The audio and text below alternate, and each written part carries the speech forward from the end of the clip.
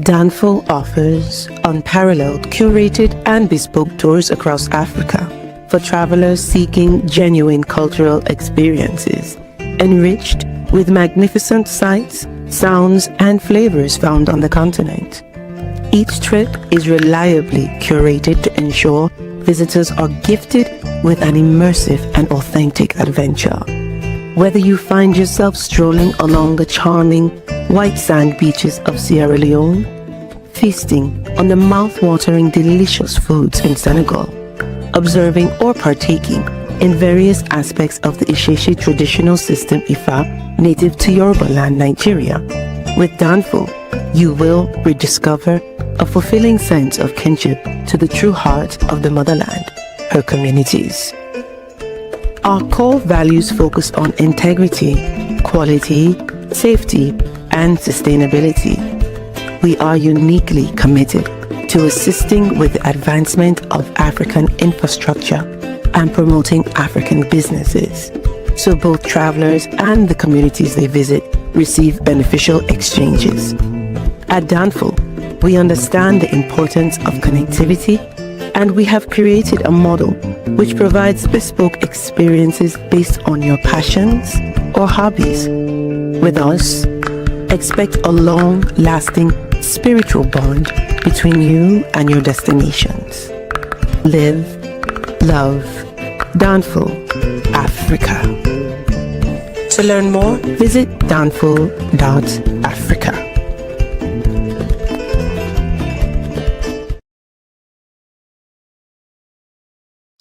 Peace, family. We are live. Hold on. Let me get situated. We are live again. Dynasty Mirror Search for Huru. Thank you all. Thank you so much for joining.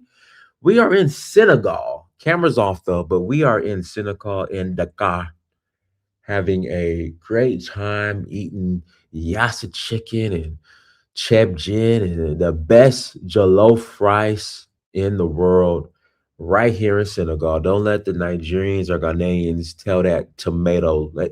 See, there's jollof rice and then there's rice with tomato paste in it.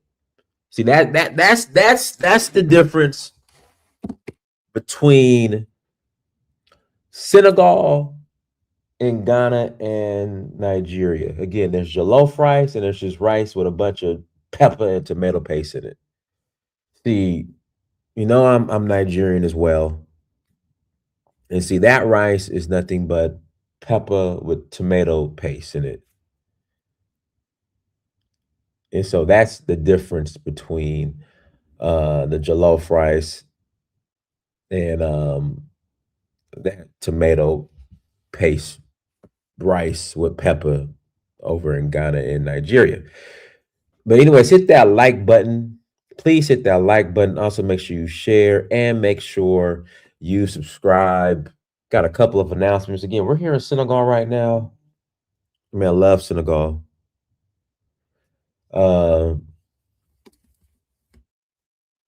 This is just an absolutely beautiful country. Y'all gotta come to Senegal. Come with us in next May. So again, we'll be rolling again in May. And for the Jazz Festival, so we're here for the Jazz Festival. We're heading to St. Louis, or as the locals call it, Nar. That's the original name for it before the French called it St. Louis. So we are headed to St. Louis on Friday for the Jazz Festival. Gonna have a great time there. And then, okay. So in August 2nd to the 11th, we're going to Nigeria for the Oshun Festival. If you're interested in joining, please visit danfo.africa. Again, if you're interested in joining, please visit danfo, danfo.africa to learn more. We are also rolling to, where else we going, y'all? Where else we going? Zanzibar in September, Kenya in September as well. Ghana, Ivory Coast in November, as well as Sierra Leone in November as well. So if you're interested in joining, please visit danfo.africa. Again, please visit danfo.africa to learn more. That's the site, y'all. Subscribe to the newsletter. I will call you When you subscribe to the newsletter, you will get a call from me. So yeah, come and join us on one of the experiences. Uh, Without further ado, yeah, we gotta talk about France. France is in East Africa now recruiting. They got kicked out of the Sahel and trying to stay relevant in Africa because, of course, we know France. They got the Ivory Coast, they got Benin. Hell, you might as well say Nigeria as well. So trying to make up for what happened, them getting kicked out of the Sahel, they're now have their sights set on East Africa. So Macron, the president of France, is on a begging campaign in East Africa to recruit. And now it's trying to rebrand itself during a summit with African heads of states in Kenya. So I think African heads of state went to Kenya, to Nairobi, to meet with Macron to discuss, I guess Macron's pledging some money to them, but as we know, ain't nothing free. Ain't nothing free. But yeah, let's jump into this.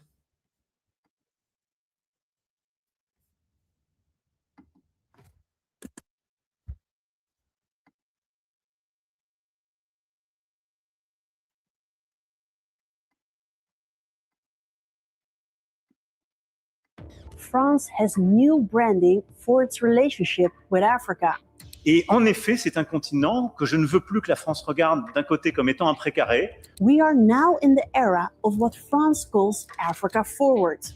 Military bases are now called security partnerships. Aid is framed in terms as solidarity and investment. And the France-Africa summits, held since 1973, have in recent years been renamed as the Africa-France summits, with Africa shown the courtesy of being named first. France's colonial legacy in the continent is one of violence, domination, and extraction. And under its unofficial policy, known as Françafrique, France continued a system of military, economic, and political control over its former colonies. In recent years, though, 7 African countries have expelled French troops or closed military bases. But the impact of France's colonial days continues to be felt today. Several former French colonies rank among the poorest in the world.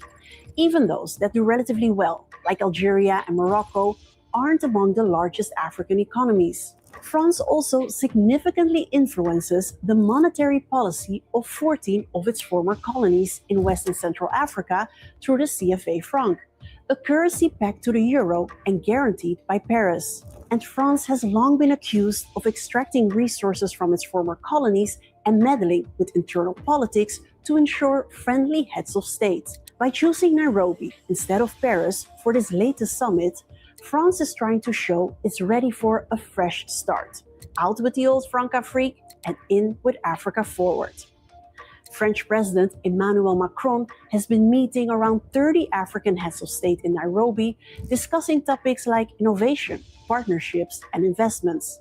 But a military agreement between Nairobi and Paris, signed in 2025, may suggest what France is really after. The agreement grants 800 French soldiers diplomatic-style immunity while training members of the Kenyan Defense Forces in the port city of Mombasa.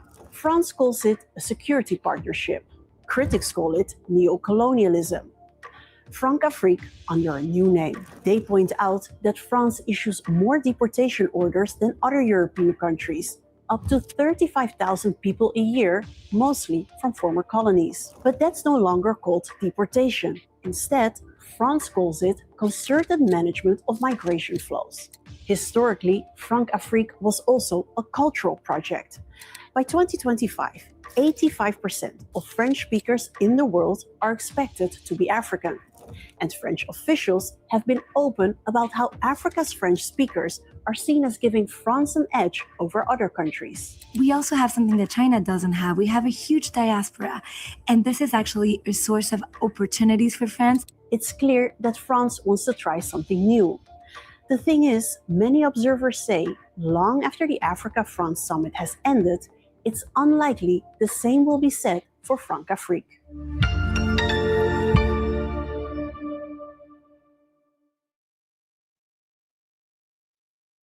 Yeah, guys, links to the chat room if you want to call in early and chop it up. Shout out to BMW boys. Big up Dinah Senegal Jollof is amazing. I ate a whole tray of Senegal Jollof rice. That joint too good. Yeah.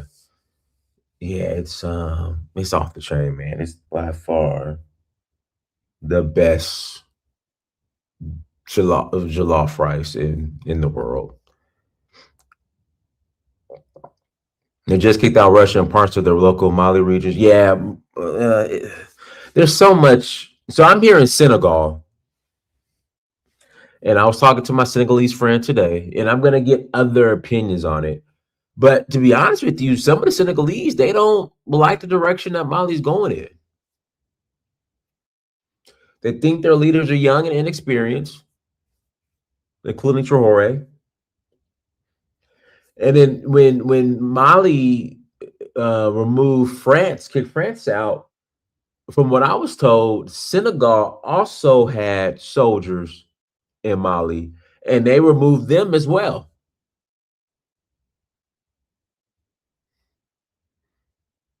And the reason why Senegal has not been getting involved in with what's going on in the AES is because the AES, for the most part, kicked Senegal out as well. So Senegal's kind of on that they just go mind their own business. And that's what I was told by one person. Again, that's wrong. That's one person.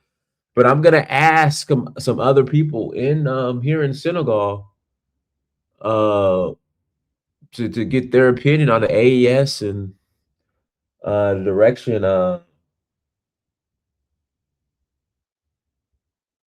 they feel about the direction that the AES is going in. But yeah, that's what I was told.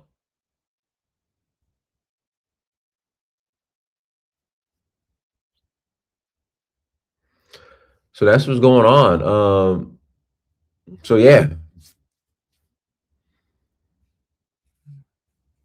they fear visa denials by France. Remember, low self-esteem diners. Europe is 7, according to some Africans in their leadership. Okay, I guess if that's how you want to interpret it, I guess. But link is in the chat room if you want to call in and add to the convo. You're more than welcome to call in and add to the convo. But yeah, Senegal is beautiful. Like the hotel we're at right now, you can hear the water right now just crashing. Like, so my balcony is right on the Atlantic Ocean, and you can hear just the waves. Like, it's so peaceful and beautiful. This is life, man. This is living. Like, this is living.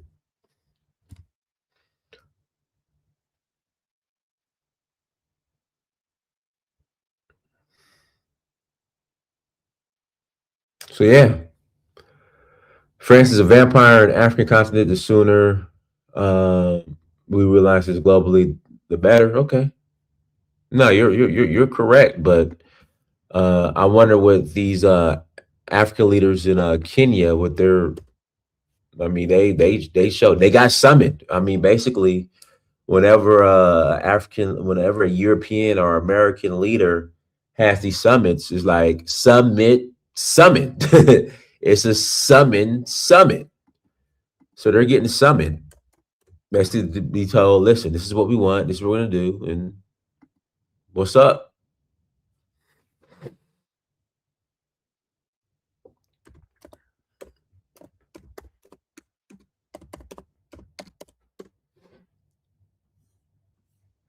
So Tinubu is in Kenya for the Africa France Summit.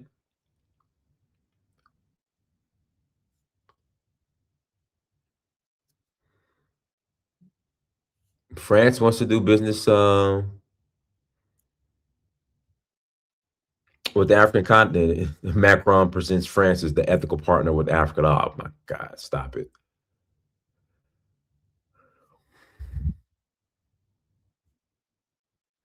Kenya France, Kenya signed nearly $1 billion deals as Macron turns to Ruto after Sahel. Oh, that's interesting.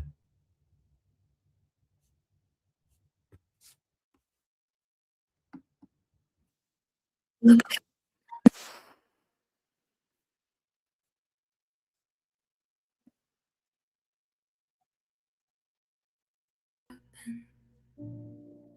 ticking clock that her old scale couldn't.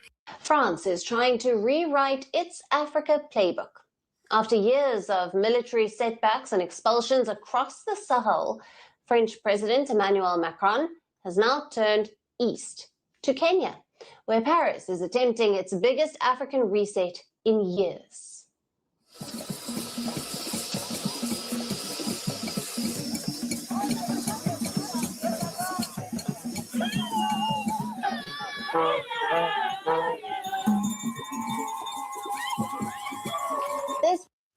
I got a question. Whenever Africans show up to Europe, do they roll out the red carpet? I mean, whenever these African leaders show up to Europe, do they roll out the red carpet? And does the French have dancers dancing for them? Like, I mean, they're like French dancers, like on the tarmac with a red carpet, like dancing for the African leaders when they show up.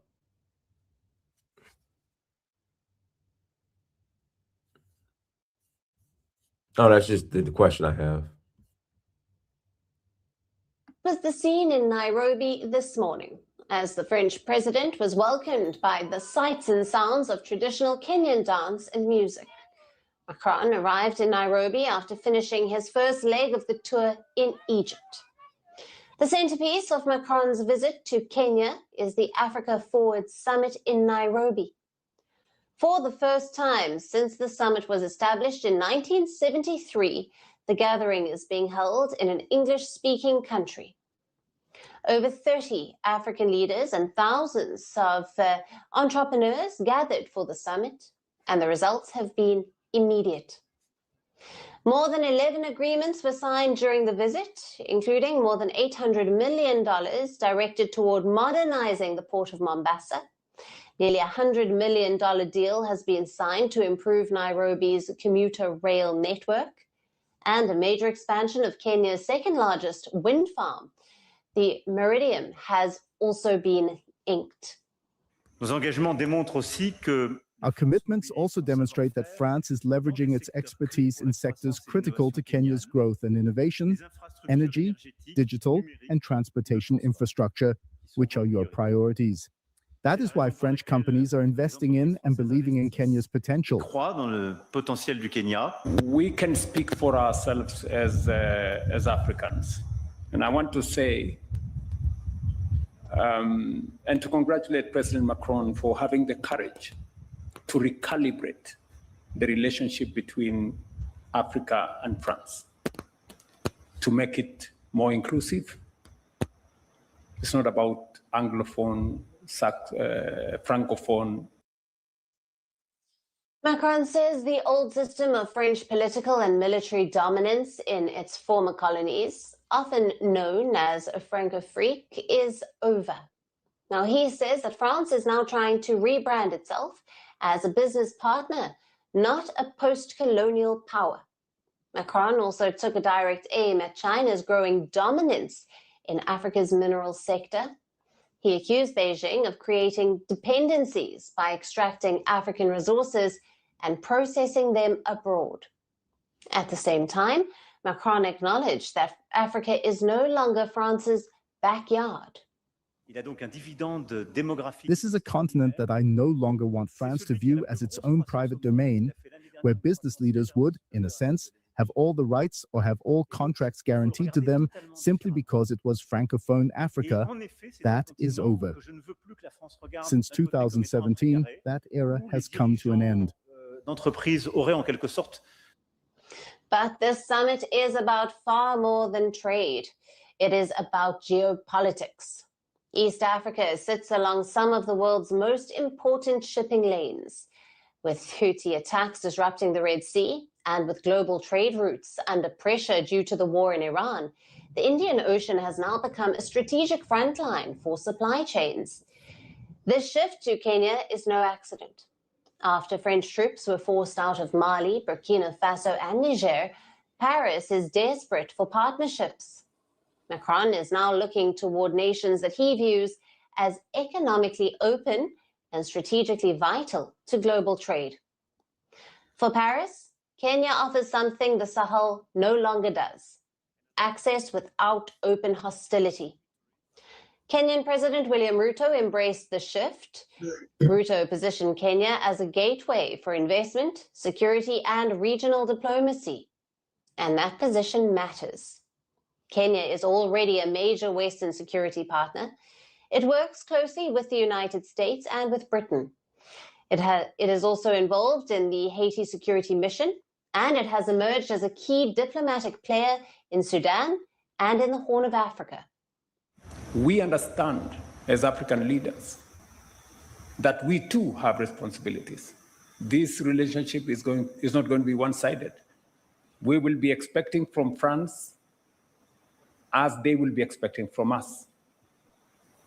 And they will be giving as much as we are giving. That is the win-win.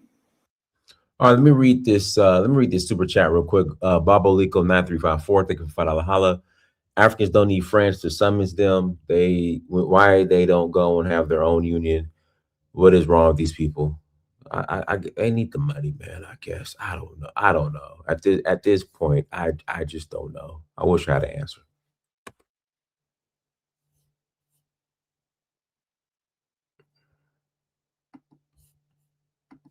Mutually beneficial relationship. I am among the people who have been saying I'm neither facing west or east, I'm facing forward. But now you're telling me forward is south. So I will improve. I will now know what to say. Hi, my name is Liam Neeson. It's hard to explain what Analysts say this is part of a much larger French repositioning, a shift away from countries where France's military presence became politically toxic toward countries where its footprint is more economic and less historically loaded.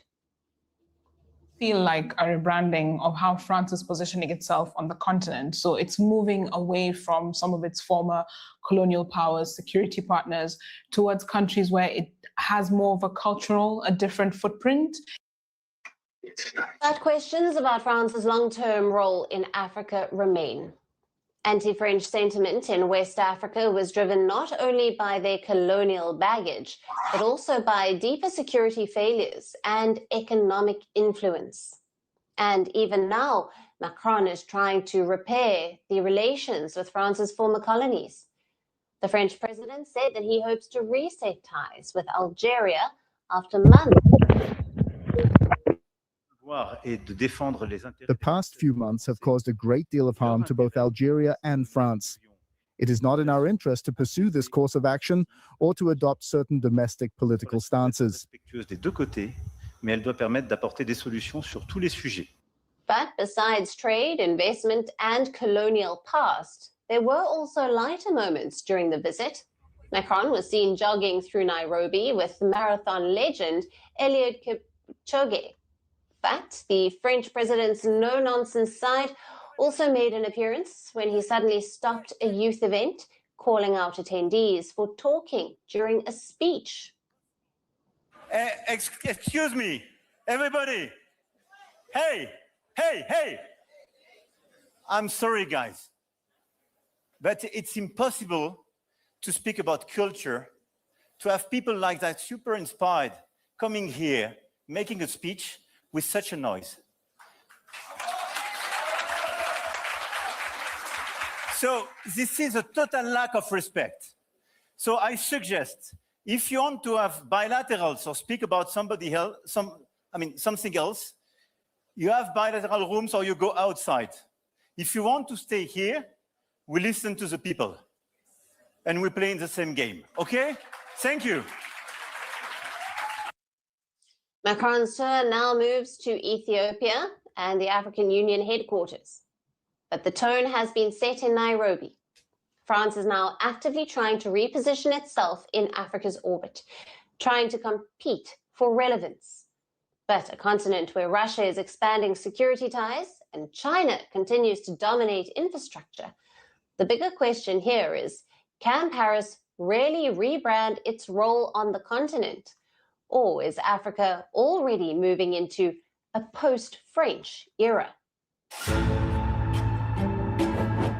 The countdown begins. You got a lot of background noise, man. Yeah, Donis, how many times are we going to get tricked with these people? These people ain't got nothing to give us. Ruto is talking about, we're going to give as much as they're going to give us. What France is going to give you, Ruto? Like, I'm tired. Like, I talk about this. I'm starting to get a headache with African leaders, man. Like, I'm starting to lose my mind. They don't got none to give you guys. You guys got everything. Just work with each other. France is going to do the same thing he does in the Sahel. Wait, it's coming. He's going to come there where he's going to give you military and then bring in their proxy people to come in and see. It's crazy, Donis. It's crazy. I just want to know that it's African. All these leaders is really going to sit down there and go to France and go to Nairobi, seeing what France has done in the Sahel, and sit down there saying they are a good partner. They are a good partner. Where in the Sahel is so good that France did good to be a good partner? Where? And we keep on talking about the same thing over and over and over and over again, Donis, and it's ridiculous. Like, Ruto gotta go.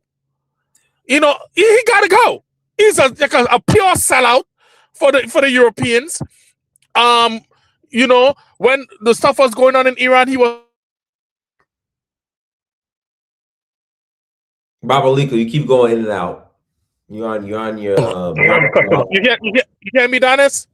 I hear you now, but we lost you. Yeah. He talking about all this nonsense that's going on in Sahel. Like, let me be real, Donis. And nothing France is gonna do there. France, Britain, and all of them, they're not gonna do nothing. That's why they're still calling for the release of Bazoum, because they want all the materials underneath the ground. That's all it is. That's all they want. All they want is the materials under the ground. They don't care about the African people, because if you care about the African people, you wouldn't send all these terrorism to go there to kill the people, children, granny, nephew, all people has lost a lot in Africa because of these colonizers, man. And Africa is, and I'm not saying Africa is not to blame for some of these things. Some of these reasons to blame because they keep taking the bait over and over again. Like, I'm shocked to see Botswana president there. What is he doing there? He's the one that talks big. These guys, they talk big talks and nothing behind it. Nothing behind it. They talk, it's time for us to think our diamonds, time for us to do this, but you there sitting down. And you is one of the places that France is looking to talk about to get uranium from. So who knows if you probably done make the deal already with. You know what I'm saying? African leaders is not standing with each other, man. They love the West. They're clapping. You run up on stage and take the mic talking about, everybody, be quiet. Who the hell you think you is? And this is a problem. And people are clapping that. They're clapping France. They're clapping Macron and his nonsense. When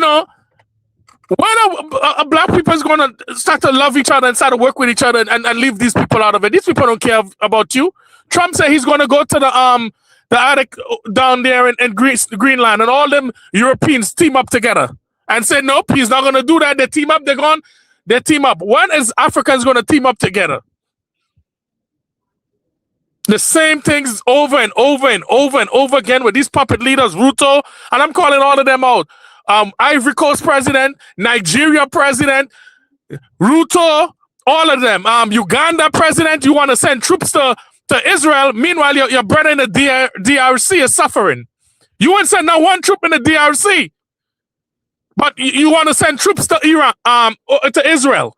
It's nonsense, man. Like these leaders, the youths got to rise up and kick these leaders out of there. They are the downfall of Africa. That's why. When I was watching a video done that asked, which is the poorest country? Everybody's saying Africa, which is not even a country, but everybody's saying Africa. Africa is the poorest continent, the one that got the most of everything, gold, uranium, everything is the poorest. No, it's a lie. But it looks like that because the leaders are failing Africa, man. Look at what Ruto is doing. Look at what he's doing. It's a shame. You know, I'm just sad, man, to see that we gained the same thing over. If it was slavery over again, we would have been slave. If it's slavery all over again, Ruto and them would have sell us out. I'm telling you, they would have put us on another boat. It's the same thing over and over again. And, you know, that's it, man. I'm just tired of this nonsense, man. Somebody else, y'all could talk, man. It's ridiculous. Go ahead, Taraka. Hey, how's everybody doing? Hey, Dennis, what the title that you put out, what does it mean? What did you mean the Sahel collapse? What does that mean? No, I meant France. They're being kicked out of the Sahel. Okay. I was thinking that's what you meant because kicked out, and that's that the word is. My thing is, how does, Africans, Black people in general, are making me confused, I think, right? Because they see that the West is collapsing, but still yet some of these Africans, right? And when I mean some, only maybe 3 to 5 countries is making any damn sense. Countries like Ghana, Kenya, Uganda, Nigeria, and so forth and so on. Why do they insist on hanging on to these colonial enslaved? I don't know what to call these people no more because I call them all the name already. Right? Why do they insist on just hanging on? Just hanging on. What is this about these effing people that they see? Is it the Jesus syndrome? What is it? Right? What is it? They see everything that it's not like you could hide stuff anymore, right? Everything is open in the open. Everything is in the open. You can't hide nothing no more. So what is it that they see that they have to hang on to a dying place? France is dying. The rest of Europe is dying. Our own fucking country here in America is goddamn dying. Right? But they want to hang. They don't want to see anything new. They just want to hang on, even though it's right in the goddamn face. This is what's going on. But they still, I don't know how to even approach this anymore because these people will not stop. What does these people have? What does enslavers, right? What does colonizers have over these people, right? They're ready to throw Russia under the bus, Iran, all kind of different countries that never got involved in slavery or colonization, right? But after everything that happened for the past 400 goddamn years, right?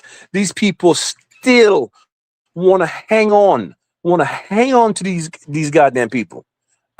I myself, I give up, bro. Look what's going on in South Africa.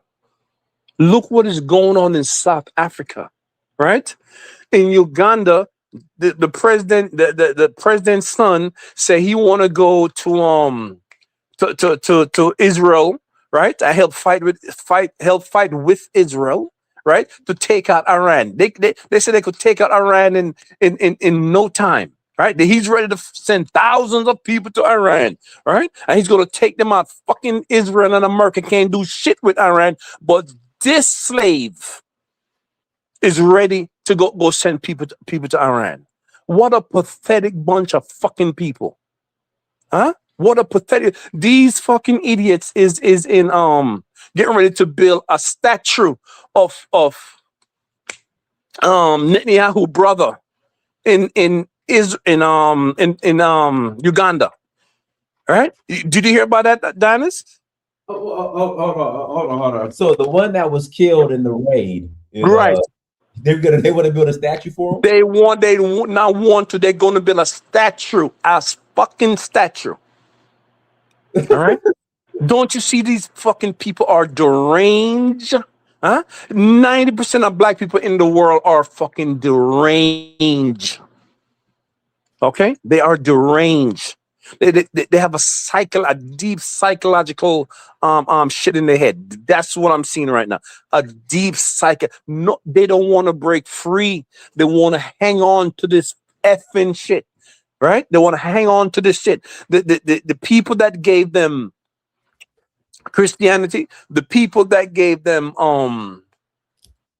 Islam, they want to hang on to it. They curse our spiritual religion, right? But they want to hang on to the enslaved shit. I don't get these effing people, bro.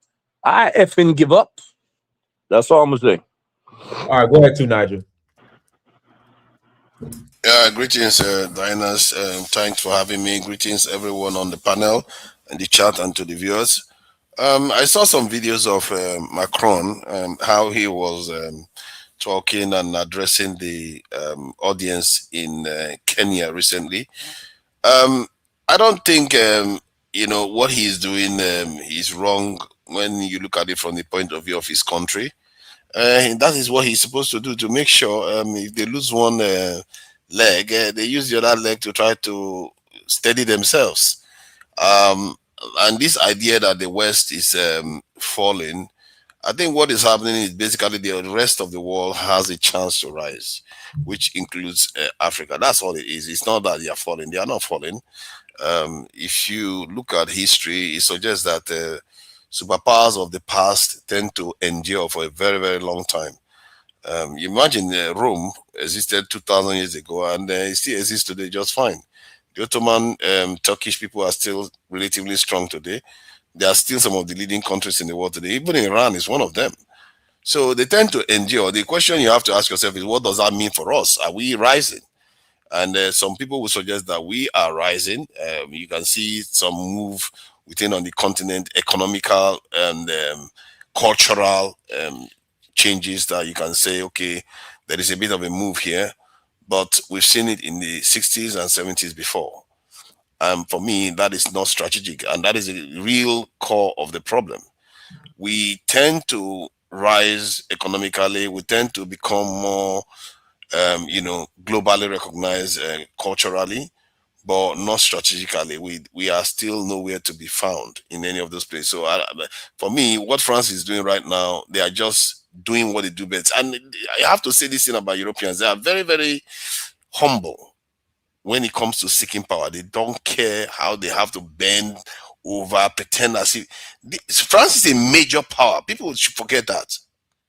And militarily, they are one of the most successful countries in the world. People don't know that too. All people remember is the Second World War. When the French go to war, the amount of wars they've won, it outranks almost every other group in the world. What war France won? What war? What war France have won? Check their history. Go and check the wars they fought. All the ones they just shut the hell up, bro. You're an idiot. I'm just telling you the truth. If you don't want to hear it, stop with the slave war. You don't know what you're talking about. You're the goddamn problem. Shut the hell up, man. What is wrong with you guys, man? Come on, calm down. I'm just telling you the truth. Stop with the bullshit. Out of town, how France won war? I'm telling you the truth. Where war France has won? Tell me. Is that, give me the facts. Give me the facts. Nigel, you see the Africans them in French army? Did you see the Africans them in French army? You don't know what you're talking about, man. Are you an idiot? Can you calm down? What war France has Get off won? the slave mind, man. Get off of the slave ship. Shut up. See, you see what I'm telling you. I wish it was not true. the way you are hearing it, Which was not true. Stop, France slave. won the war, but in Burkina Faso, 60% of the terrorists was running the country when France was there. Stop lying to yourselves, man. Stop coming here and lie to the people. You guys are the problem and what's going on in Africa, you know. Yes, this Nigerian, You hold our heads are the problem, man. See how they're interrupting me. Maybe something is going on here. You're a dummy, bro. You're talking nonsense. Calm down. I'm trying to say that you have to know the beast you are dealing with here. You are not dealing with. You see, this is the thing our people do. We think we understand these people very well. We don't. You don't understand them tonight. How little you do. You don't know them. You just think you do. You don't know them tonight. You don't know them. You will not be prepared. You go and try to confront them, and you find out that there's things way greater than you imagine. Just like Iran confronted them. Just like Iran confronted them. See, just like Iran. You see France in there. You were one of them. You were one of them that said Iran wasn't shit. See, that's the thing people don't understand. You see France in that war. France have won war. Let them go on the Strait of Hormuz. Why did them go and win? Why did they go to the Strait of Hormuz? Why did they go and go? Go and help America to open the Strait of Hormuz. If there's no power. France and the shit there tonight. You don't know shit. France won a war. France won a war. See why this is exactly why we lose. Because you don't know the people you are dealing with. Niger, you don't know what you're talking about, bro. France sent a ship. France was sending a ship. Iran said to turn that shit around. Iran said to turn that shit around, slave. Oh my God. Yeah, Iran said to turn the ship around. France tried to send a ship. You don't know what's going on. Yeah, he don't know what's going on. He's an idiot. He don't know what's going on. He's just an idiot. England trying to send a ship. Oh my God. Nobody could go to the Strait, man. You got children in France. You got people living in France. You got cousins in France. That's why you're talking all this nonsense. You talking nonsense. What did France did? France didn't do shit. I'm really surprised. I'm surprised of what? Surprised of what? What I'm saying is basic fact. You're not saying any facts, Niger. No, you are wrong. You are 100% wrong. You want to get rid of a beast. You are wrong. You're 100% wrong, Niger. They ain't shit. The French ain't shit. Okay, let me just finish my submission so finish what? Come on, man. You are going to allow me finish talking. You're dummy. You was one of them that said America was going to beat Iran. You was one of them. You were one of them. Oh, no. Yeah. You were one of them. It's recorded. See, if what I'm saying is false, it's not going to harm you. Niger, admit that you were one of them that said Iran was going to lose this war. You said that. I said Iran was going to lose the war. Yes, you said it. It's recorded. You misremembered me. It's recorded. All of you all said it. 90% of you. I said Iran was going to lose the war. You said it, Iran. Stop lying. You said Iran was going to lose the war. All of you. The best I can tell you about the war was that I don't necessarily know how it's going to end. And anybody that thinks that they know how this is going to end, I'm going to tell you how it's going to end. I'll tell you how it's going to end. I would have finished by now. Tahaka, you already spoke. Now, come on. Fucking people, man. Let me just see what I'm saying. All I was saying was fucking slaves on the goddamn thing, man. See, come on. If you call me that, finish your sentence, bro. Use a slave, bro. Finish your sentence. Call me what you want to call me. Use a slave. My point is that if you want to deal with an enemy, the art of war, what they said is know thy enemy. And one of our gravest mistakes is that we don't tend to know our enemy a lot.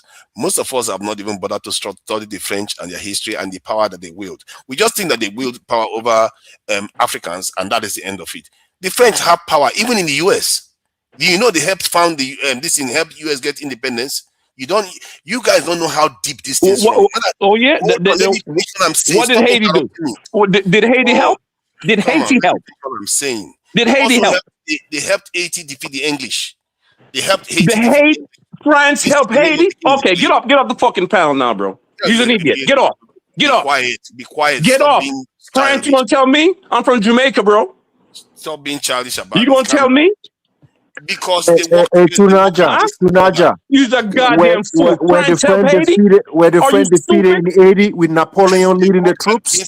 Are you stupid? I'm asking you, Tunaja, were the French defeated in 80 with Napoleon leading the troops? Yes or no? No.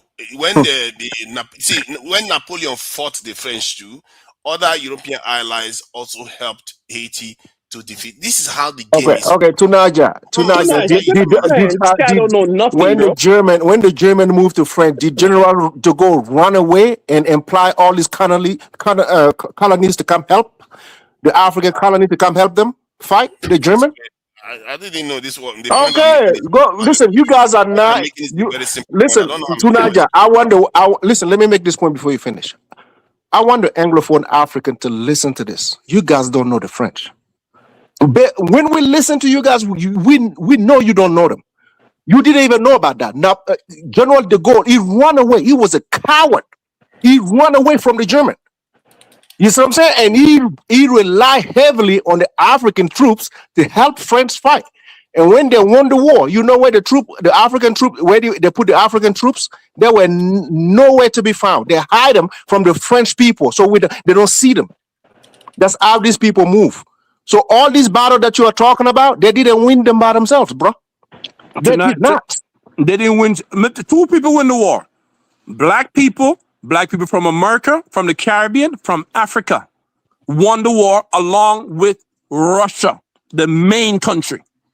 These are the two entities that won this goddamn war. Yeah.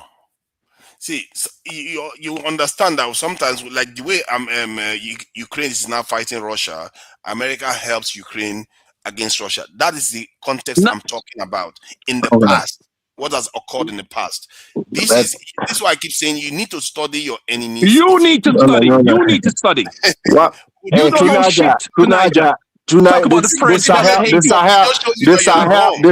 The Sahel knows the French very well. We fought them. Our great grandfather fought them. Just look at the battles that took place in Mali, the Burkina area. We fought these people. We defeated them before. Those victories are not told by you. So the idea that this, what about it? How come they didn't defeat the Algerians?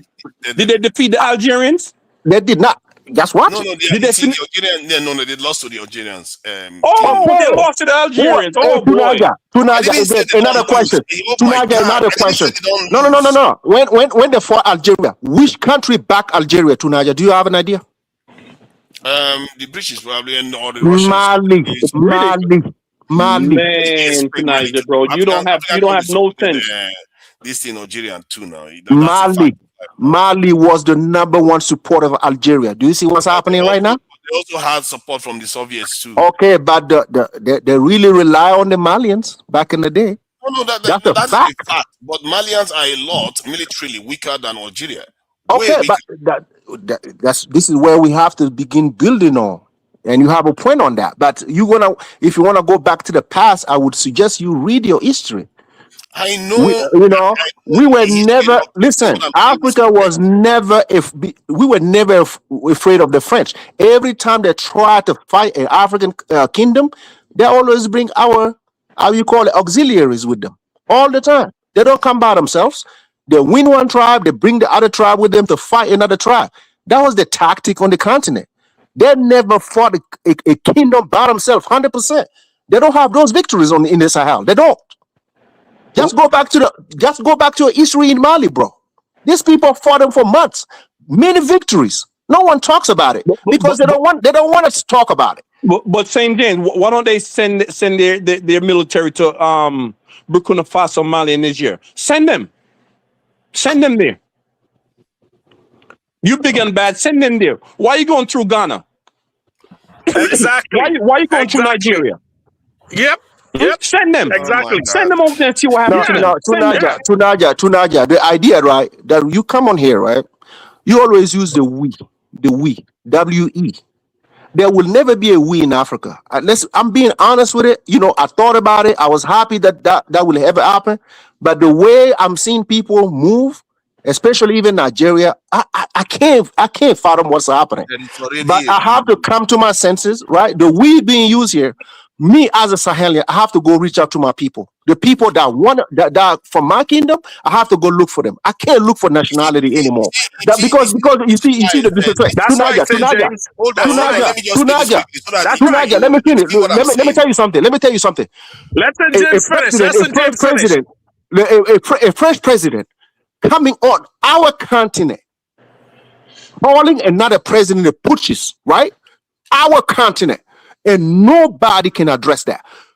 You don't have to like the Mali president. You don't like to like Traore. But you are on the continent. You are our guest. You shouldn't be calling another president pushes. You understand? You see how you get belittled when these people visit your country, your continent, and you can't even go over there and talk as such. And you coming on here talking about we. There's no we.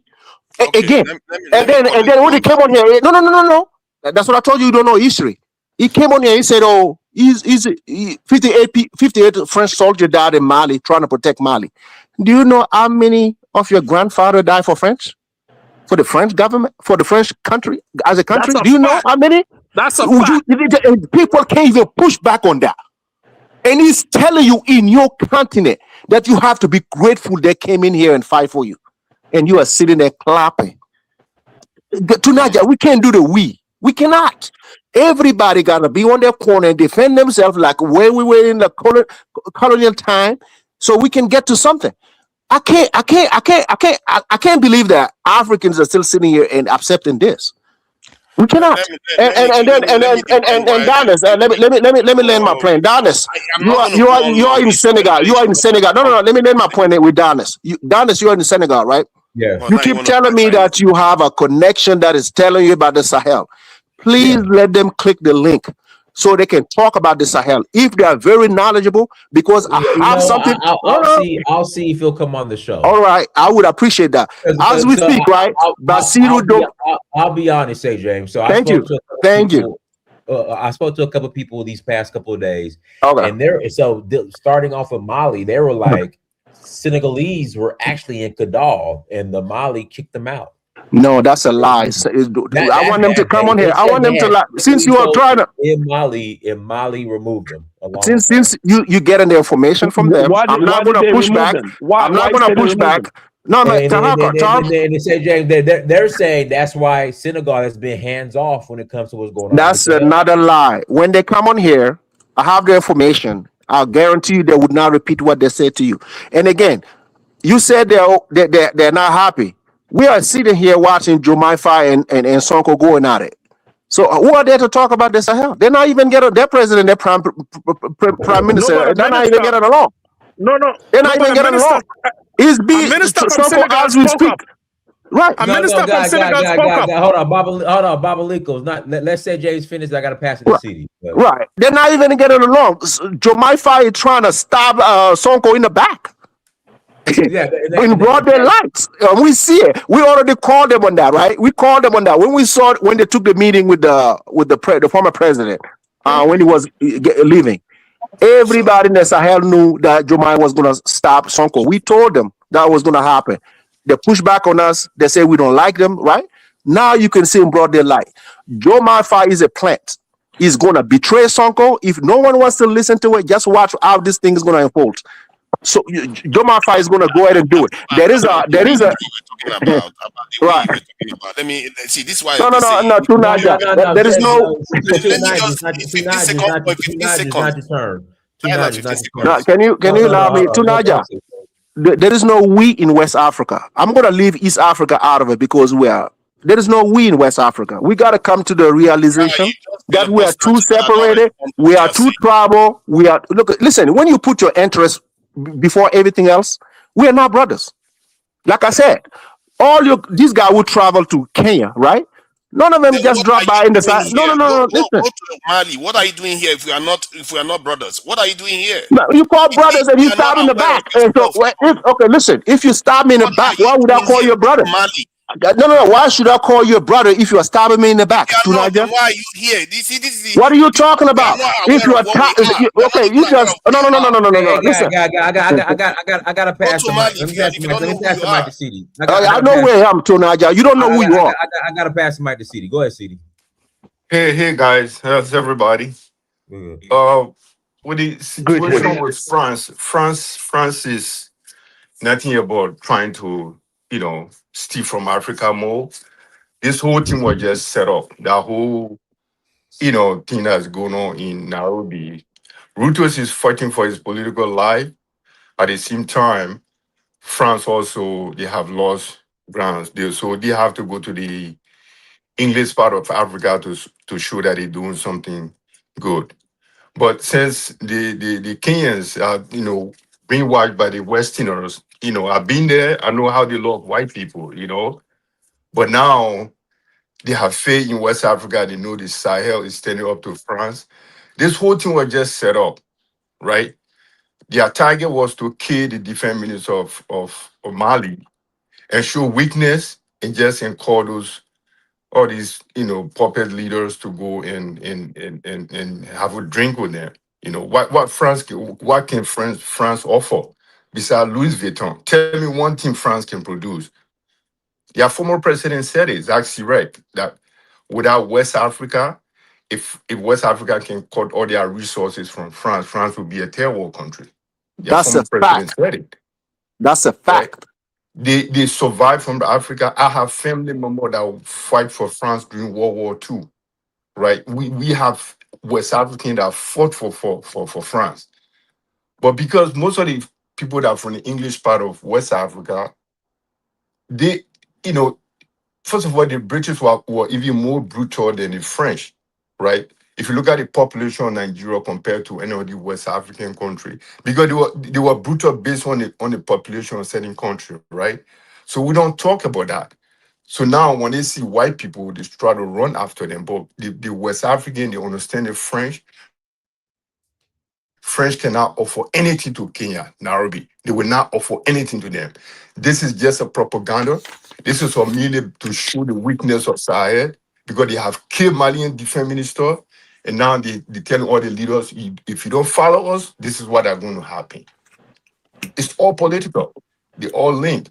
I'm not a supporter of Sahel. I'm not a supporter of military government, but France cannot offer anything to West Africa. But when I hear someone saying that France fight for African, we have family members that fight World War II for France. They have to come to West Africa and recruit for African to go fight for them. How do you feel about that, city? How do It's you feel about your great grandfather being taken by force, going to fight for these people's freedom, yes. and then they're showing you this ungratefulness, and two Nigerians over here telling you that they're powerful. Get the Why can bro. France They have offer? a Why can better record France than the offer? British. I'm France, telling you, they have a better record than the British. France, You don't France even know that. cannot offer. If you don't even know that, how do you know what you are dealing with? So Tonight you France, said France fought for Haiti. You said France France cannot helped offer Because Haiti. you are anything. giving France, them cover, you are allowing them to use your territory to attack the okay, Sahel. That's why they are strong in Africa. That's what okay, you're but doing. all of these things What do you going to mean come me? to I'm an end. not doing. Marie Le Pen, right wing ladies that want to be president of France. If she come to power, all these things will stop because she have the same mentality of Trump. She want to deport all Africans, and that's the time we will stand up to them. France will not offer anything to West Africa. That's why they call all these puppet leaders to go to Nairobi.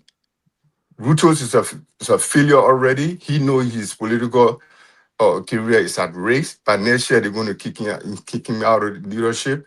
So now that's why he brought Macron to be smiling when calling him his brother. How can you call Macron your brother?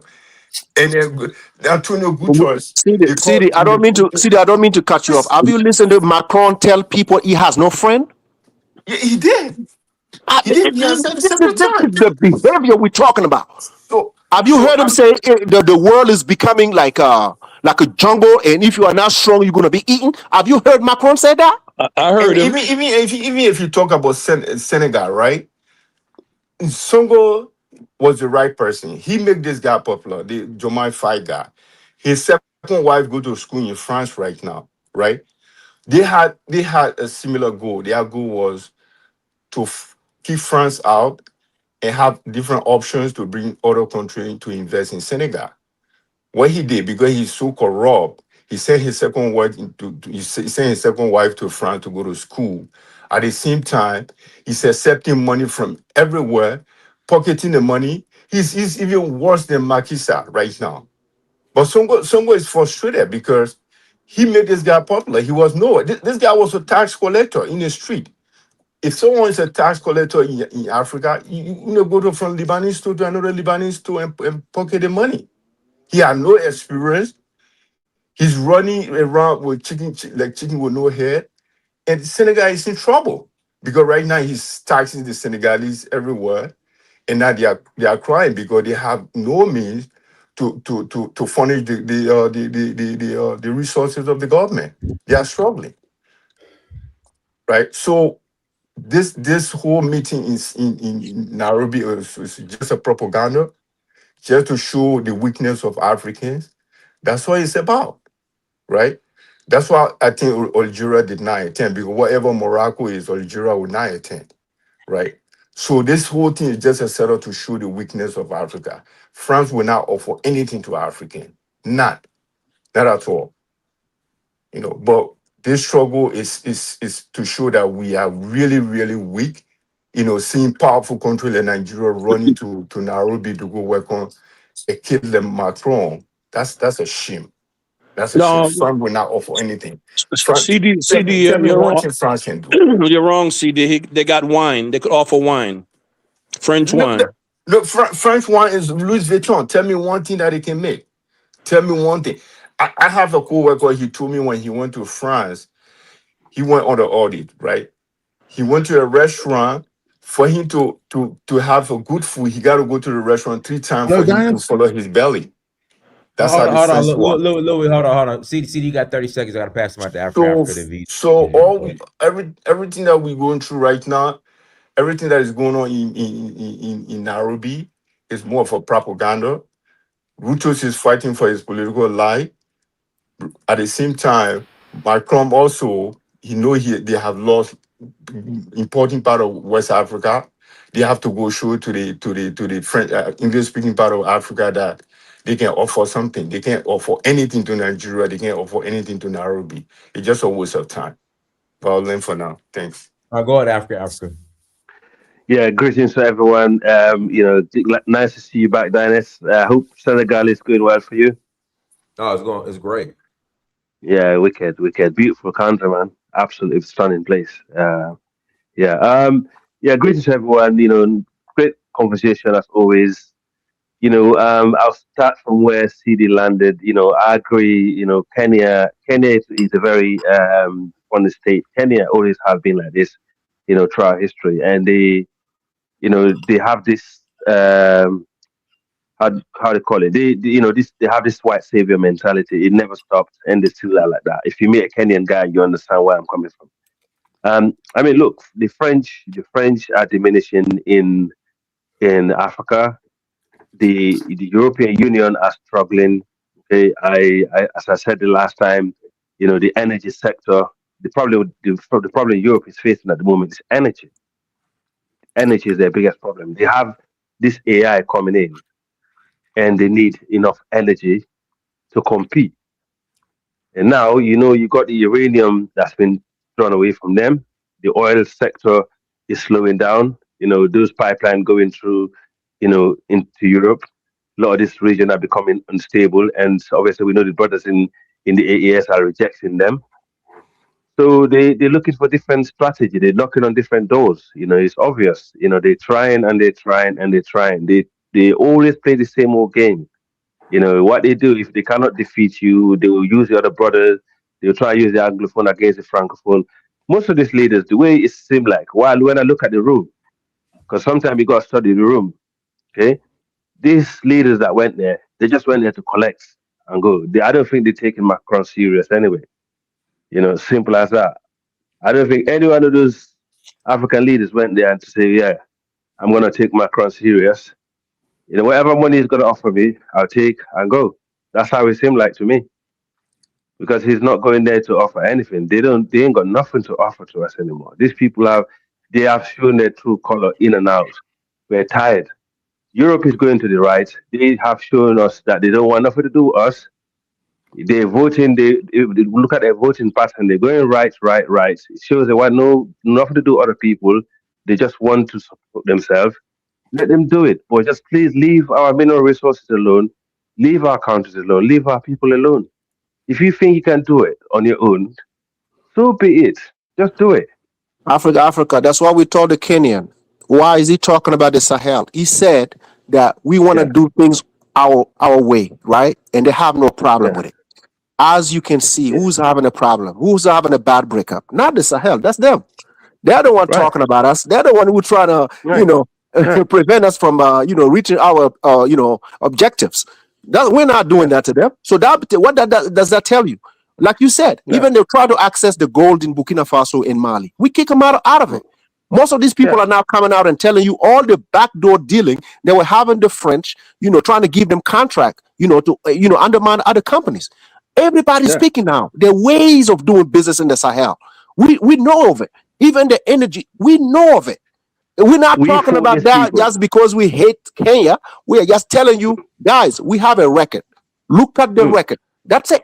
We fought these people. We know them very well, okay? We fought them. We defeated them. They came in second time. They're like, right, we can't physically defeat them. Let's set them against one another. They sponsor this tribe against the next tribe. This former group against the others. If you're full and dumb enough to fall for it, then you will. That's how they play their game. The best way to deal with them is to just get rid of them once and for all. Go there, listen to the bullshit, collect the money and say, you know what, stick your finger up and get out. That's all you got to do because it's too late. It's too late for France. I know what they're doing. I work in different sectors here. I've seen they're struggling. Europe is struggling with energy. The energy is becoming very expensive. Put the Iranian war aside. They're struggling to power those nuclear plants in Europe because they own most of them. Okay, and the obviously we know gas is going up, and they got this AI thing that they want to power. This is what it's all about. They're gonna call our leaders. Some of them will fall for it stupidly, but I know some of our leaders that went there. They're not gonna fall for it. They have seen it. Just leave Africa alone. We know what you're doing. You're voting far right leaders. Macron will be history soon in Europe. I live in a country right now. You probably know Louis. We just had reform coming in. Nigel Farage. So please don't come here and support this. Oh, they've got in now. Right? I haven't got the news for the last 2 days. They've got in now. They have gone in, man. Okay. Reform is in. That don't surprise me. Reform is So now what these people are doing, they cannot eat off our lodge and tell us, we can't keep what is ours. It's not going to work anymore. It's history. We are watching what they're doing, and the more they behave like the way they do, the more we're going to keep the Pan-Africanism well alive. Because Africa is our ancestral home, it's our land. We're going to protect it at all costs. And France is now a Pan-Africanist nation. Now you heard Macron say they are now Pan-Africanists. No, they're not. That's what Macron said. Macron said that in his own word. He said they're not Pan-Africanists. He's an idiot. He's too dead drunk, talking shit, eating wine and chewing cheese. He's an idiot, complete idiot. And I mean, So playing a mad wife. Yeah, exactly. But let me just say one thing, right? Our leaders need to get themselves up together, man. Please, let's forget about this ECOWAS. I don't want to hear this ECOWAS versus Sahel shit. We need to our leaders to come together and deal with these people. Because I know some of these leaders might come across as a coward, but I know deep inside they want to be freed by these people. But we need someone. To Niger, I'm just going to let you know, I don't know about Nigeria, but we have people who fought these people out of West Africa. We fought them hard. We know what these people are like. We have written history and knowledge of how this Africa. It doesn't know about that part. Once you talk to Anglophone in East Africa, they don't know that part. Joe, I say some. If you're not part of it, I'm just saying some. I just say some. So and I mean, some African, they all were colonized. I don't understand why we all are in denial here. We fought, we all colonized. That's the spirit that's still living us. That spirit, knowing that our people fought. That's that spirit that we are upholding now, and you are not. It's two different things. I don't know, hey, bro. I don't know. You talking about we? I don't know what we stand to, Naja. I don't know what actions, right? I don't know what actions have you. No, to Naja. I don't know what action have you enforced for us to call you a brother. If you have any action, let me know. Let me know what actions. St. James, as far as I can remember, we're talking. I'm just asking you a question. What actions have you enforced for us to call you a brother? Tell me. As far as I can remember, and I read. Sorry, 1 second. I read enough African history I never knew one Pan-African in Nigeria who physically fought against the colonial invaders and have, history and knowledge and people that they wrote book about and or statue or anything like that in Nigeria. Never, never. I never knew about that. Yeah, I never heard because of one. because So if there is one, just please teach me to United. Can you tell me one Nigerian who that? he fought, King Jaja Bobo fought. So I don't know whether you know anything about them. Okay. There are quite a lot of people that fought, and they all lost in the end. That's the whole point, and that's why the whole continent. Let's not pretend. I don't know why you. Okay, so no, but don't stop bitching about me. I'm just trying to be objective here. So okay, that's what you should say. Okay, so by supporting these people, you might be going against that guy that fought against invaders. You might be turning in his grave because he knows exactly what these people are about. So I let's know keep what that they're spirit about. moving. I'm saying that you should understand them because some of all these people that are saying that they understand them, they don't understand the people, the beasts that they are dealing with. They just say, "Oh, France is weak, is dying." Who told you that? Man, that's why we broke. That's why Tunaga. We understand. That's why we broke ECOWAS because ECOWAS was created by the French. No. Tunaga. Tunaga. That's why. Okay, dude. ECOWAS was created by the French. That's why you refuse to accept. It was created by the French to put us together. They infiltrate ECOWAS. The ECOWAS. Absolutely. French infiltrate. And we did something about it, Tunaga. We walked away. ECOWAS was a good intention. We walked away, Tunaga. That's action. St. James, when ECOWAS was created, it was a good intention. Okay, it was actually working well. Then, and then the French came in. Then they start putting their pennies in there and trying to dictate on people. Africa, stop it! Don't fall for the trick. What do you mean? Don't fall for? That's a fact. The French fell in and destroyed the whole thing. No, listen. ECOWAS, the French have been throwing spanner into the engine of ECOWAS or Africa for years. We know the nature of the beast. Why are we wandering and? Yeah, thank you. Exactly. So that's they always thank you. Well, that's my point. We know the nature of the beast. But Africa, if your enemy infiltrated what unite you as a brother, don't you wanna walk away from that, or you wanna keep it? You wanna walk away or destroy it? Okay. Sorry, I agree, Sanchez. I haven't made my contribution yet. Hold on, let somebody speak. Now, yeah, Louis, it's your turn, my bro. Oh, no. Actually, it's V's turn. Go ahead, V. After V is Louis. V. Oh, sorry, my sister. Oh, sorry. Yes. No, sorry. I was going to say that ECOWAS was actually set up by a military government. Rawlings and at the time the government. No, it's a Nigerian, the former Nigerian president who set it up. I don't know who it was. Yeah, it was. Nigerian. It was set up. It was set up with good intent, but a very short period afterwards, it was taken over by external. In 1990, when all these people gathered together and went to listen to the president, the former French president, François Mitterrand, 1990. They shifted.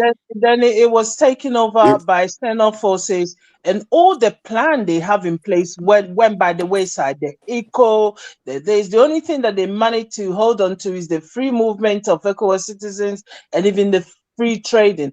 But the free trading is Yakubu Gowon. Yakubu Gowon. Yeah, he was one, and I think there was a guy in Liberia as well. Anyway, no, Yakubu Amani Jori of Niger. I think Modibo. It was Modibo, right? It was Modibo. Modibo. Togo. Yeah. Yeah, you're right. We all founding fathers. Anyway, I want to refer to Niger back to when he was talking about who won which one, who didn't win which war. Let me refer you back to Niger. During all the wars, they say the Second World War, even at a certain point the First World War, but let's just use the Second World War as an example. All the European colonies recruited from their colonies, including Nigeria. They recruited from Ghana. The British recruited from their English-speaking Kenya and all of them. The French recruited heavily from their French colonies.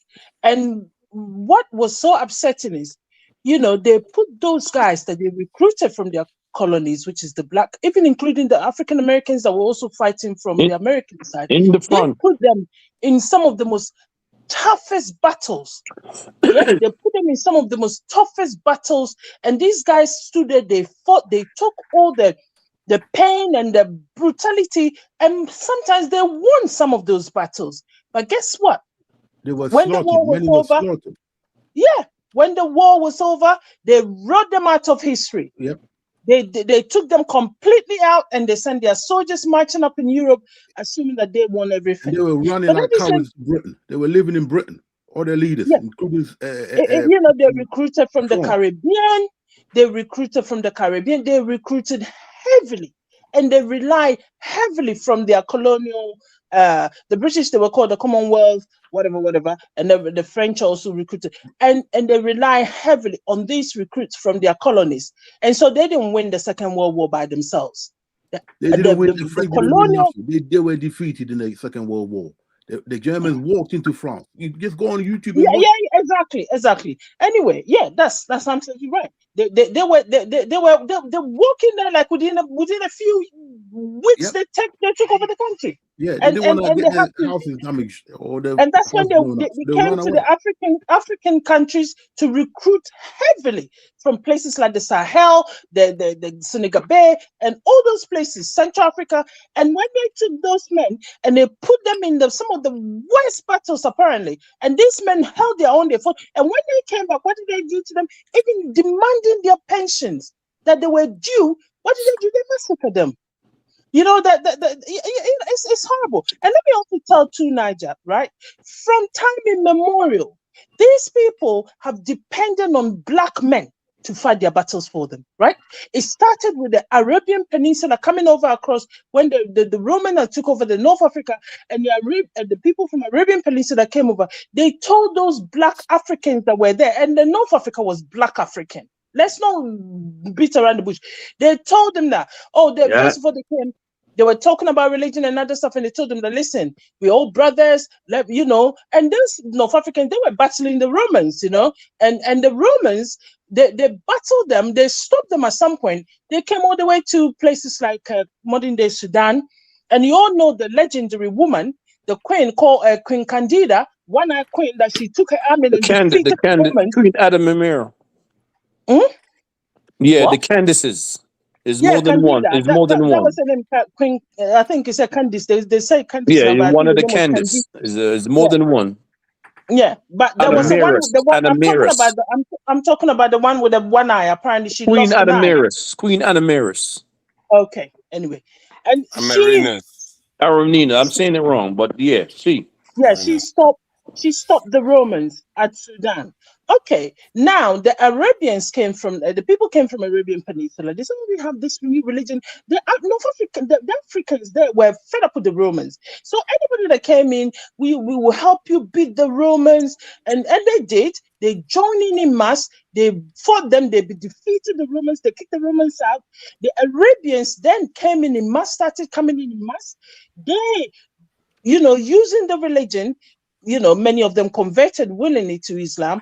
And then after that, they started using those black men again to fight their fellow black men down in the south, that coming down to defeat the Ghana Empire. It was the black men, it wasn't the Arabians. All the wars they fought, it was always the black men that they managed to recruit, turn their heads, just like they're doing in the Sahel. Turn their head with whatever religion, whatever, and they used them. And it was the black Africans that actually defeated the Ghana Empire. It wasn't those. How many of them came across in the first place anyway? They didn't come in masses, And then afterwards, when they defeated them, they helped defeat their own brother. They turned around and called them slaves, and they started enslaving them. So who is the fool then? And if they are able to fool you that badly, don't you see that we have a problem? You are reading your history and telling that they won every war. Read your history. Perhaps if you read your history, they won every war. They had a high win rate, even more than Tunaja.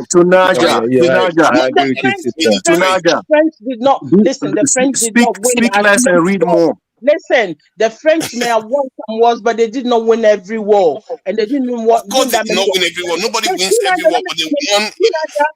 My issue is they won no war by themselves, Tunisia. They won no war.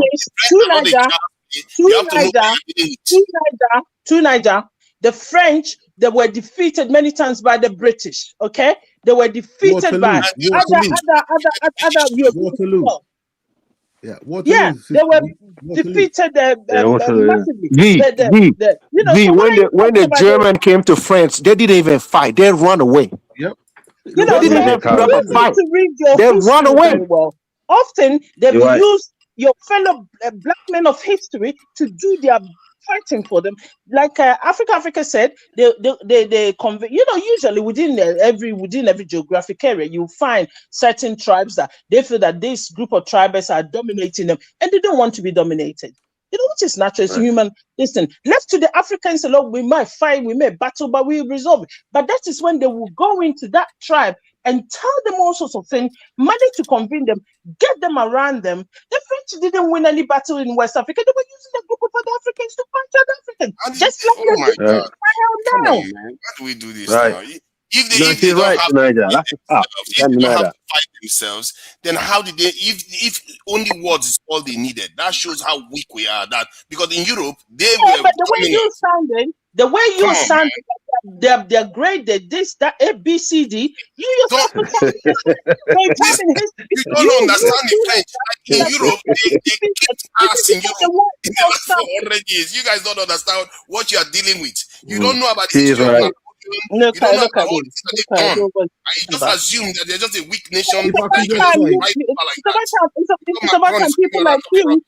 about time people like you get a backbone and start standing up and doing. No. I have a backbone, all right. You don't know what you're doing, so what you sit there and get defeated. Stop talking as if they're already dead. I don't know why we keep acting as if these Western powers are already dead. They are not dead. They are very much alive. I'm not talking about who is dead and who is not dead. They are looking after the inches. What went on in Kenya is basically they're looking after the inches. Exactly. Yeah? That's exactly what I'm saying. And people they're looking after the interest. Those weak, livers, African leaders stand up looking after the interests of Africa as well. And stop let me tell you guys, right? What I saw in Kenya, I've not seen it in any African country. Kenyans are enslaved. They are certain part of Nairobi. If you go to Nairobi, right, there's a vast land of Kenya that is owned by the British. They have a huge amount of British soldiers. I was surprised to see the amount of British and Indians. Kenyan passport. And Indians. It's not lease. It's not least. I'm telling you, these people were there during World War I, World War II. Britain have a base there. They've got a base there. That's okay, but I'm talking about British people owning vast majority of the land in Nairobi. I was surprised to see that. The Kenyans took it back. No, they do. CD is right, man. CD is right. I know. You can't even enter somebody's neighborhood. I'm telling you, you can't even enter somebody's neighborhood and see the amount of British people that are there. Even they are saying in your neighborhood, no black person is allowed to enter in those neighborhoods. Yeah, exactly. I'm telling you right now, they try to adopt. What I saw over there is mind blowing. I have not seen in any African country. Yeah, you're absolutely right, CD. I have a friend that have a cafe there. Brother. He's from Jamaica, and he said the same thing. He lives there. Right, and he said the same goddamn thing. So you're absolutely right. You will see British people carrying Kenyan passport. They are very arrogant. They own all the safari company, right? Yeah. They're enslaving the Kenyans. They're using them to. It's mind blowing. You will not see even in South Africa. You won't see that. Listen, I'm telling you right now. Listen, the reason why we in Africa. We in West Africa can boast that we don't have so much of them there physically there. It's because of the mosquito. We need to build a statue to the mosquito. We got lucky. Okay, your weather doesn't. Not really. Not really. We have valleys. Louis, we have valleys in West Africa. The mosquito doesn't touch. To save your ass, or else they would have been there in their masses, the same way they were in Kenya, South Africa. The weather there in West Africa saved us, people. Yeah, so are you forgotten that your ancestors stood up and fought the British? Yes, I know that. You don't have to tell me. I'm an Ashanti man from Ghana. Yeah, so then why are you then saying that? And then you were walking the street of Nairobi, you will see 90-year-old British man with 11-year-old lady. Kids. I'm telling you, they got Indians. They got Indians as an ethnic group. The Gujarat or something like that. They're part of. They actually are an ethnic group in Kenya. they were allowed to be like that.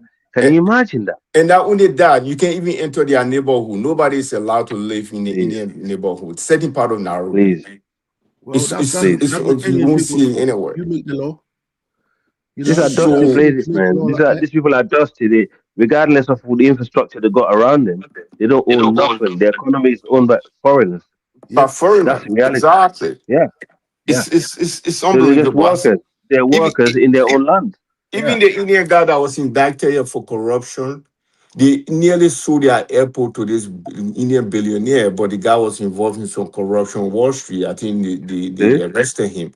That's how they were not able to sign a contract with that Indian guy. They were about to sign a contract with for 30 years for this guy to privatize their airport, or Jomo Kenyatta Airport.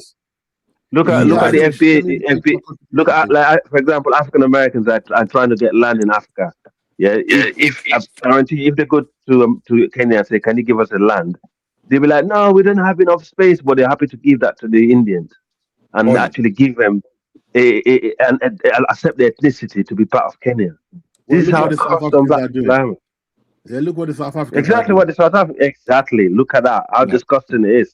So, Louis, us West Africans, the exempt of some Nigerians, we have done well. We have a good mindset. It's only because some of our leaders have let us down.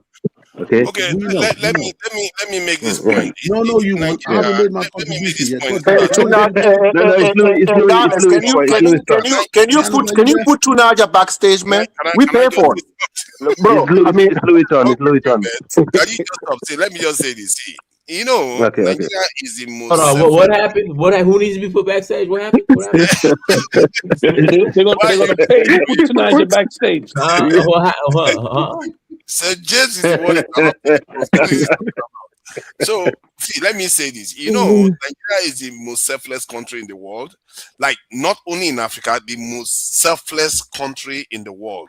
And it's funny because Africans don't know this. If you look at some of the things Nigerians have done for other nations, even when they don't gain from it financially, no nation has done it. And in terms of even... No, it's a fact. This is a fact. What I'm telling you right now is a fact. I didn't even know this before. But go and check it yourself. We put our lives, blood, and even our own credibility at stake for other people, more than most people will ever dare. And well, we did the same, Tunaja. We did the same thing. No, we did this. No, Tunaja. If you have done, no, Tunaja. So what we're not gonna do, right? We're all West African here. Let's not lie. If you have done it, no, Tunaja. No. I want you to be more specific. If you have done it more, you say you have done it more. So, but don't sit on here and tell we didn't spill our blood for other nations. Please don't. Let's not do that. Let me put it this way. When I said we are the most selfless, maybe you did. But no country, not America, not British, none of them. Everything they do it for gain. Nigerians were just doing it to help or to just help their environment. Okay, so that's what I'm talking about. Like, okay, let me give you an example. Like, when you compare, when you search online, I say, okay, which is the most selfless country based on the way they put themselves in terms of the money they put forward and everything, you find that Nigeria puts those things forward more than any other nation in the world. No matter how much you help other people, hold on, let me finish. If you don't help yourself, it means nothing. Hold on, you're not gonna get respect. When it comes to giving to charity based on income that nations get, Nigeria too #1 in the world. So there's something about that nation that tend to be quite selfless when they are doing things. And the way some people badmouth the country, it's like you guys don't even understand. Hold on, let me finish what I'm saying. Let me finish what I'm saying. Because people don't understand the significance of that area that you call Nigeria today. That same area is the area where the Bantu expansion started. Hold on, let me finish now. That same area is the area where the Bantu expansion started. Do you know if you search the American DNA today, 70 to 80%? Hold on, let me finish what I'm saying. Let me finish what I'm saying. If you search American DNA today, 70 to 80% of them, their majority DNA tends to be Nigerian, African American DNA. Yes, because you end up selling most of the slaves there. That's why. You're going to see the same thing. Go to Brazil. That's because you sold a lot of slaves there. You did most of the selling. You're the one who did most of the selling. So that will come from you. Stop crying. That says a lot. It says a lot, James. There are records exactly what we're talking about. There are some records that show that 10% of the population of Côte d'Ivoire have descendants from Nigeria. 10%. Yeah, because they were population of ivory Cote d'Ivoire. traders. No, hold on. Let me finish. My point is that the way we keep picking on Nigeria is ridiculous.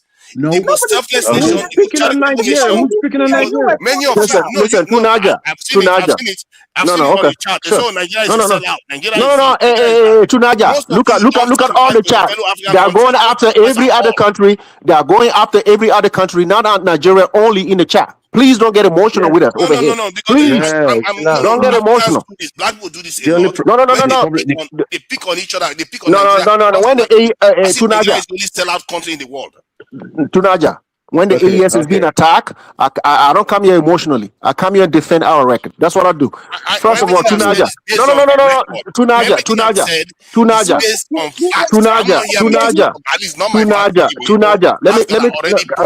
Let me tell you something. Nigeria is a great country, right? I don't know the amount of immigrants that come from West Africa that live in Nigeria, but when you look at Francophone Africa, you look at Francophone Africa, there is one guy in the chat asking me what my country has done. We recorded 80,000 Yorubas in Burkina Faso only Yorubas. We're not even talking about Igbo, other Hausas, 82,000. So that's what my country has done. Open the door for the brothers to come in and enjoy the freedom and whatever they can take, that they can benefit from in Burkina Faso. That's what my country has done. If you don't know, check it out. Check it out. So we have done that. You know. So let's you say spilling blood. Listen, we put ECOMAG together. What happened?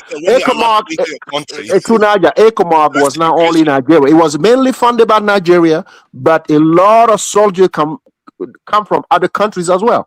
We went to Liberia, we went to other countries to, for peacekeeping. Nigeria only didn't do that. So let's not sit on here and pretend that Nigeria. Tunaja, tell me what else can you benefit from if you don't have no security? Nothing. Yeah, no. Okay, then that's the main issue Africa is going through. So all you saying what Nigeria is doing is great. But we lack security in Africa, West Africa. I agree with that. What are we doing? We here, we lack security in Africa, right? When we go to East Africa, Tinubu, how old is Tinubu? Going to this child who's not even 50. That's the problem the young generation is having.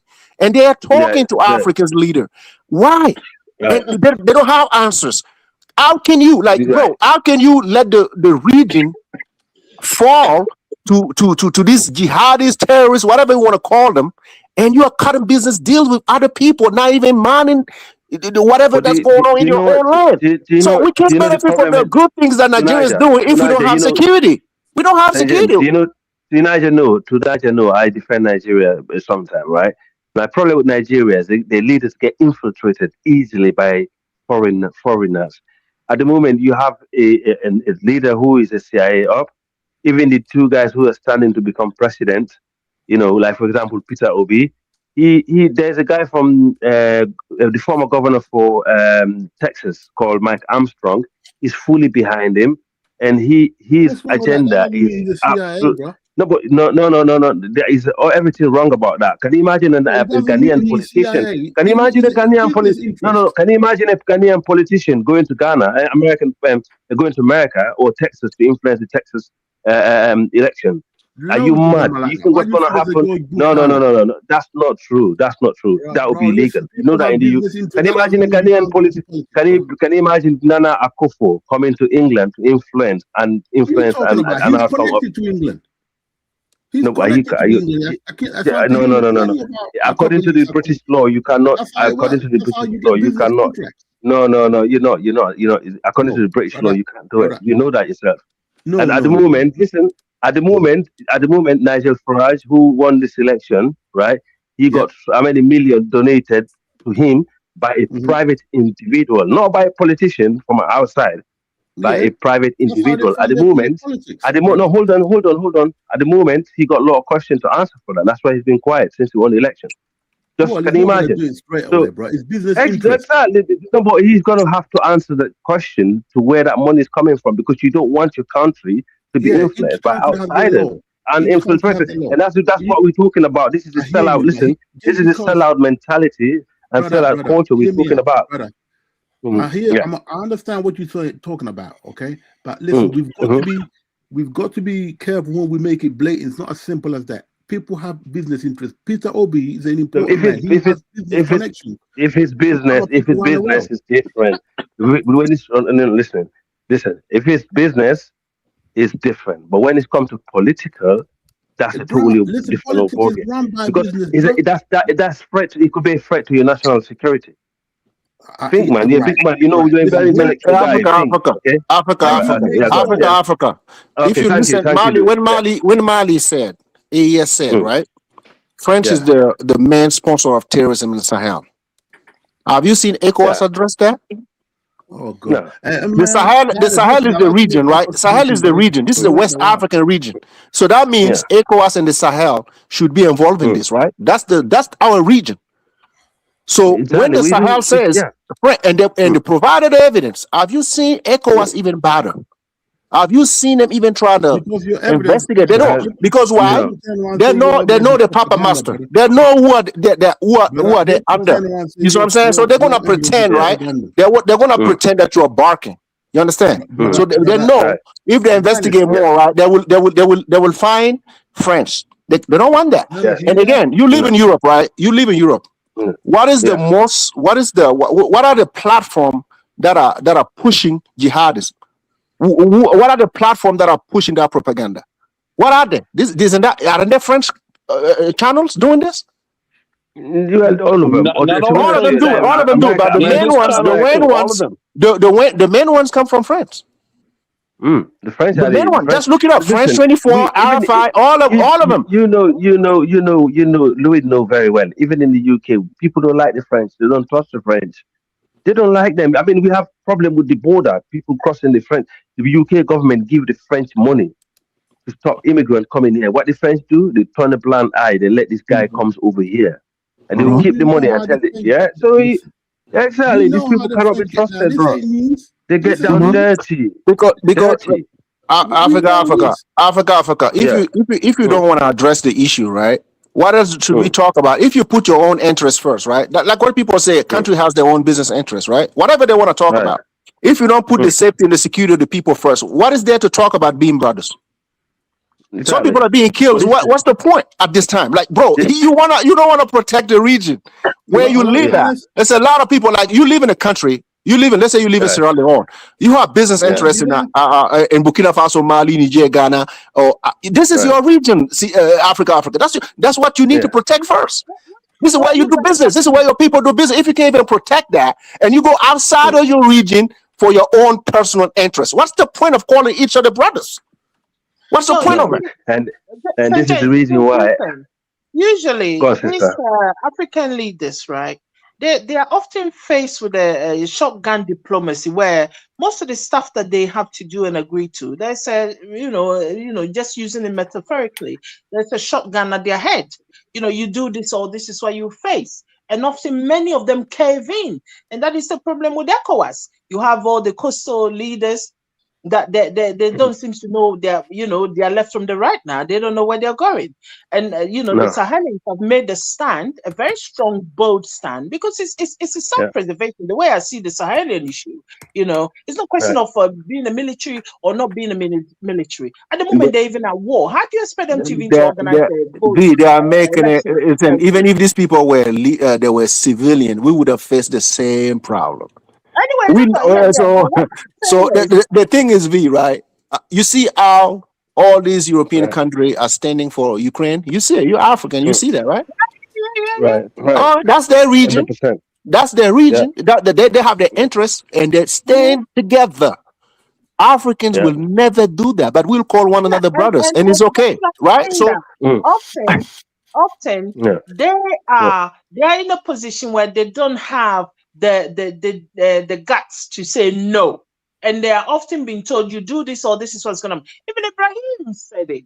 Your president said that when they took over the country, he had a few phone calls from world leaders, and specifically from a country instructed him, you do A, B, C, D, and you're good to go. And he said, put the phone down, and he came around and do whatever that he think is good for his country and ignore them. But you have a situation whereby certain leaders like Ghana president, when he came in, people thought, oh, well, it's going to be a fresh start. Look where he is. He's all over the place. I don't even know what he's doing most of the time, in the next minute he's there, and the next, it's just bizarre.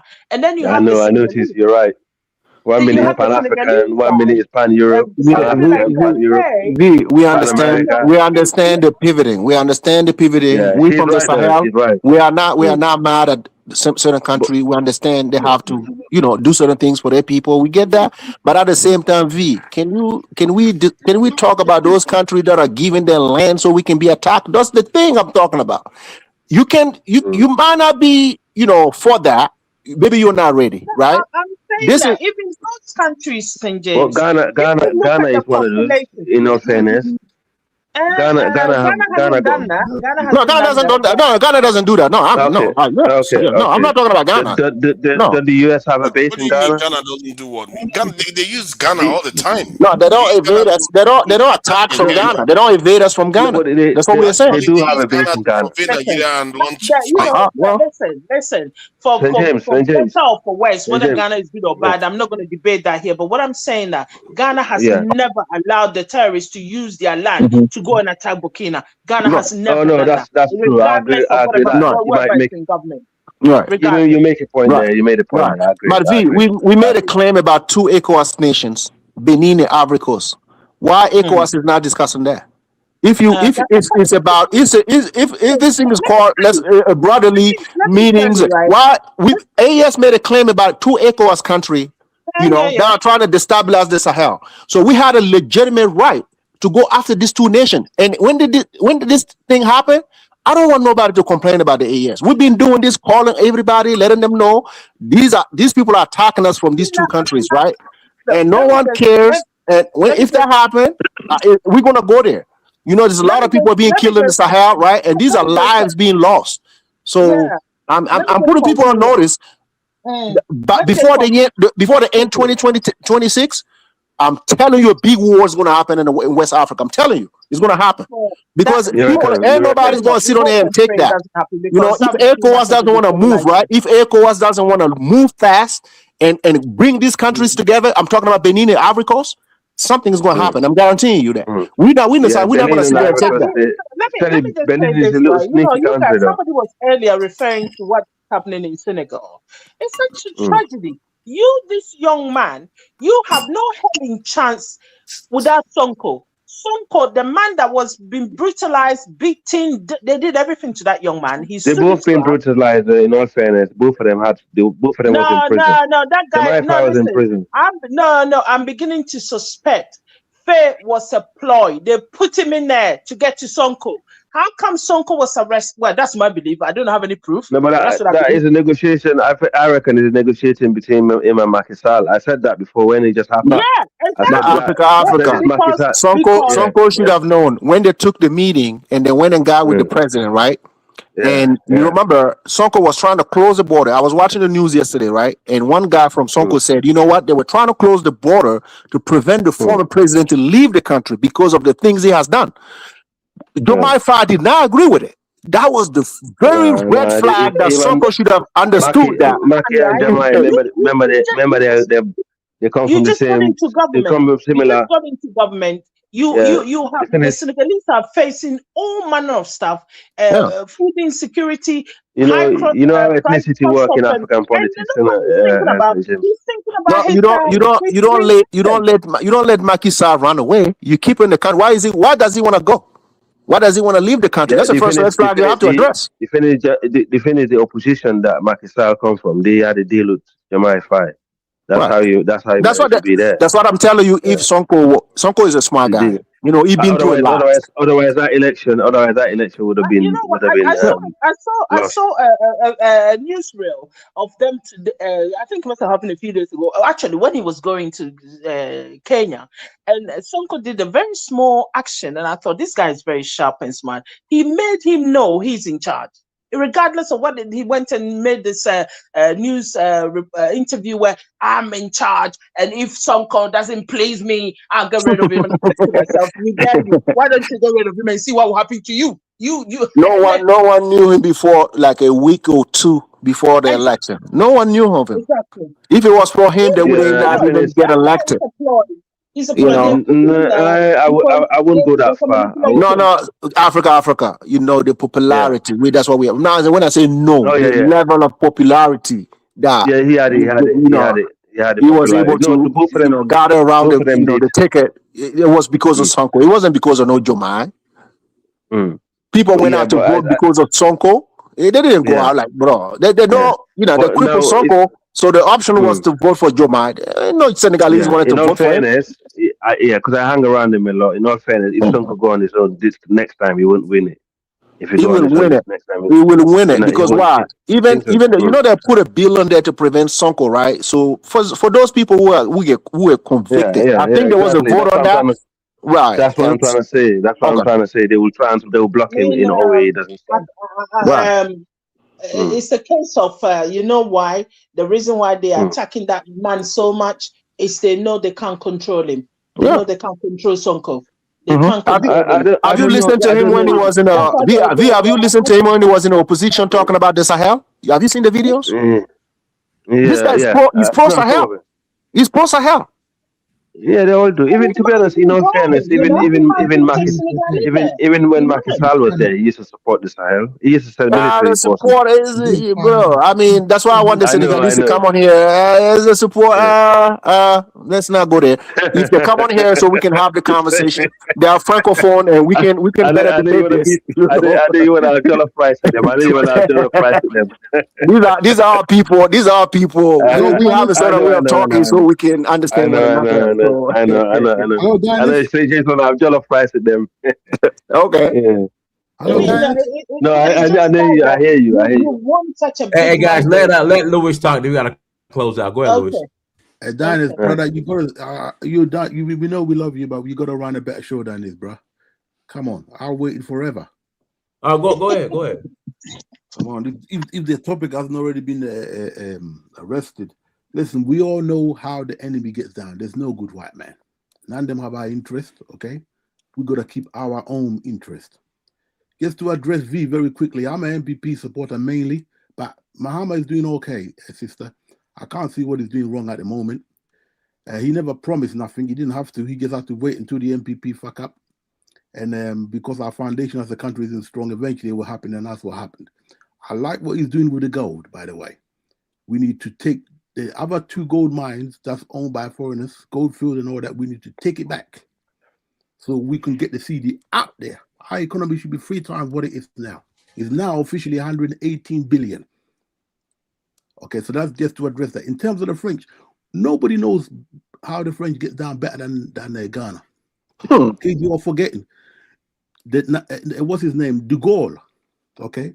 Put out the first assassin hits against Kwame Nkrumah. He hated Kwame Nkrumah because Kwame Nkrumah was trying to get the French-speaking nations to come on board with us during independence. Only Guinea took up the cause. That's because of Sekou Touré, though. That's why he didn't like him. Yeah, Sekou Touré was a hard work. Yeah, well, you got to remember in the other nations where we're trying to recruit, the French were so brutal. They went and shot some of them oppositions through assassinations. We know how the French get down. They're not going to stop because without Africa, they're going to be 3rd world country, and if they become how many people did Traoré recruit in your own group? How many of them? I haven't even ass kissing ass. Get the heck out of here! How many people did recruit? Look at this. I have not even ass kissing ass. You ain't defending nothing. Talking rubbish. Give me that. And definitely, Sekou Touré was the warrior. He was the one that stopped the French in West Africa. Dennis, are you there? Yeah, I'm here. Okay, please try and moderate the show because there's some assholes here pushing just nothing but. All right, guys, don't interrupt Louis. Louis, you got 2 minutes. Don't interrupt him. Don't interrupt him. How much do we have to pay to put him backstage though? $200. $200. He's not worth that much, man. He's not worth that much. You got 2 minutes. Don't interrupt him. Go ahead. $2.50. I come from a country where there's freedom of speech. Okay. Yeah, man. Yeah, yeah. Some come from This guy never even go back home. He just talking English, talking shit.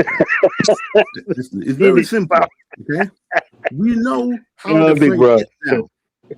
Okay. And if you didn't know Where how did the you get French that get from? down, Freedom why of the hell? speech from the white man? Freedom of speech from the white man? Listen, Dennis, I'll speak to you another time, brother. What?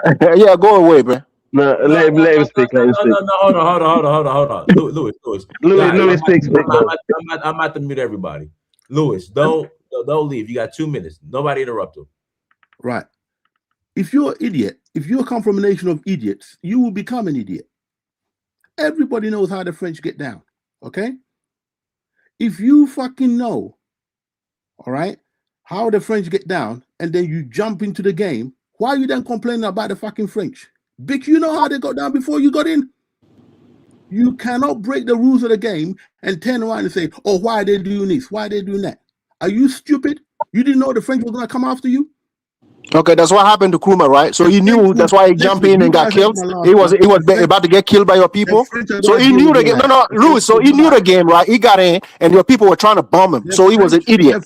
The French. So he was an idiot because how many attempt you try? Your people try to Kuma. How many time your people tried to kill Kuma? It wasn't the French. Your people tried to kill him. So he was an idiot. So he was an idiot. No. So he was an idiot, right? So Kuma was an idiot. We talking man, get out of here, bro. Get out of here, man. Get out of here, man. How many times they try to kill him, though? You chose the French. How many times they try to kill him? You chose the French. So we chose the French. So we chose the French. So we chose the French. So you chose the British. So no, man, ass kissing ass. So the Ghana chose the British. So Ghana chose the British. So no. So that's what you're telling me. Ghana chose the British. So Ghana chose the British. Man, get the fuck out of here, man. No, fuck you and your man. Man, go jerk off, man. Be quiet. This Ghana chose the British. Burkina Faso. Get out of here, man. Fuck you, man. Yeah, you too, man. Saint what's his name? Louis, yeah. Saint Louis. What do you mean by someone choose? That's what I'm asking him. What does that mean? Can I have a civilized conversation with man? Man, you're not civilized. You're a savage, man. Get out of here, bro. Let him intelligently explain himself. He can't explain anything. What do you mean by you chose your colonial master? What does that mean?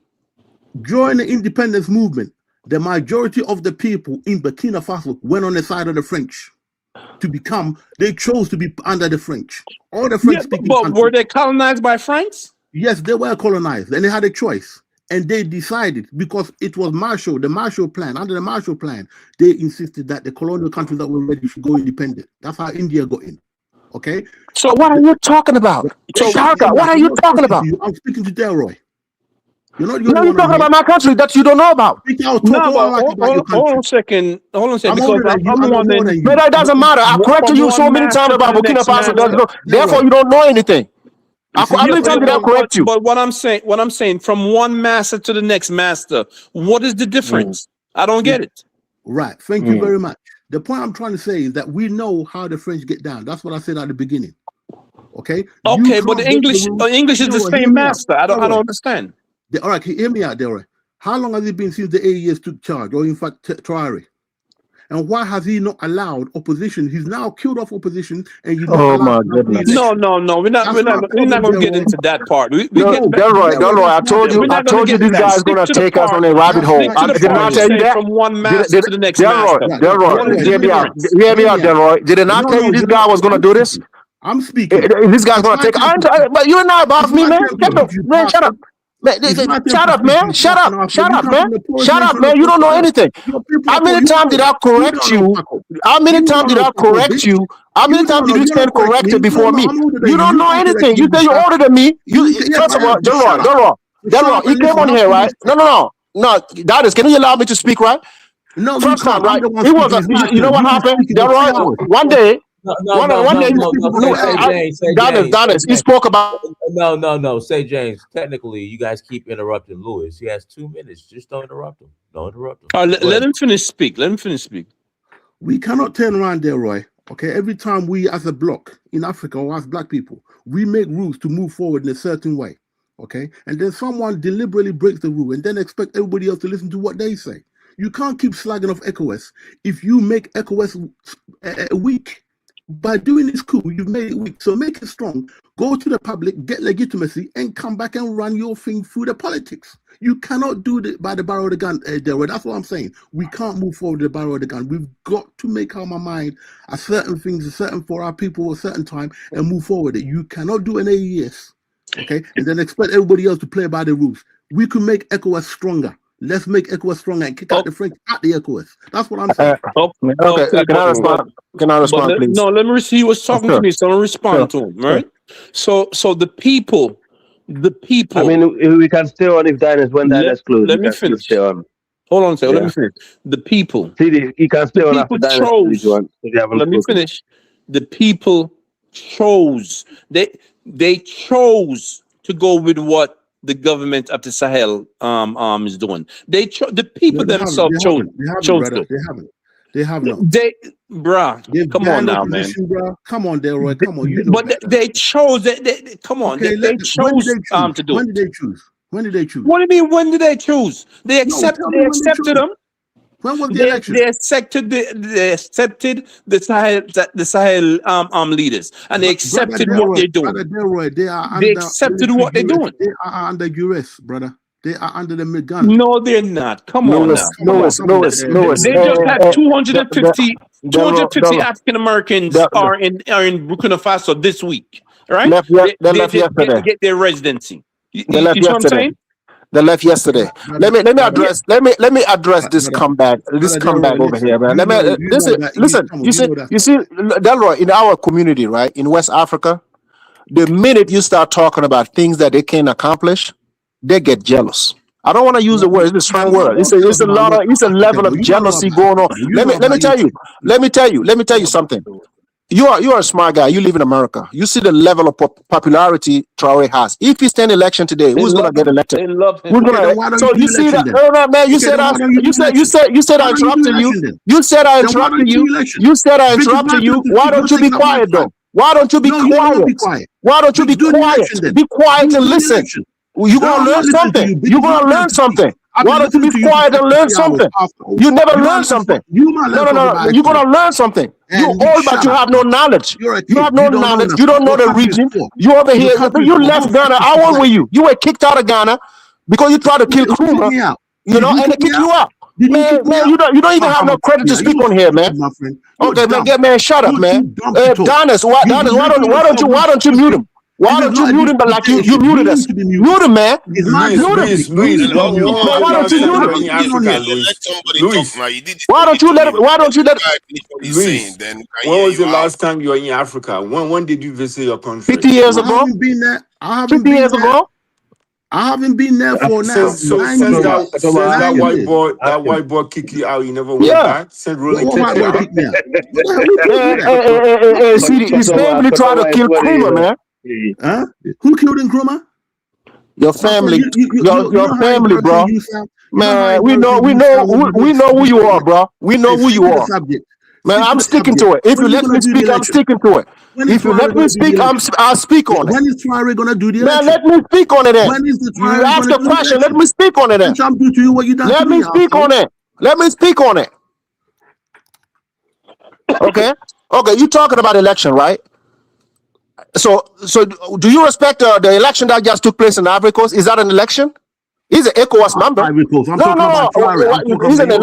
bro. I'm talking about Burkina Faso. Okay, you see, no. Let me tell you, you're talking about our block. When you talk about my country, you're talking about the AES. No. Talking about Burkina Faso. That's fine. No. I get to Burkina. That's not difficult for me.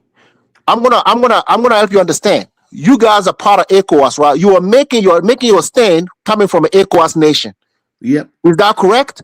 In your own block, you guys are having those kind of election for your own group. You should talk about it, right?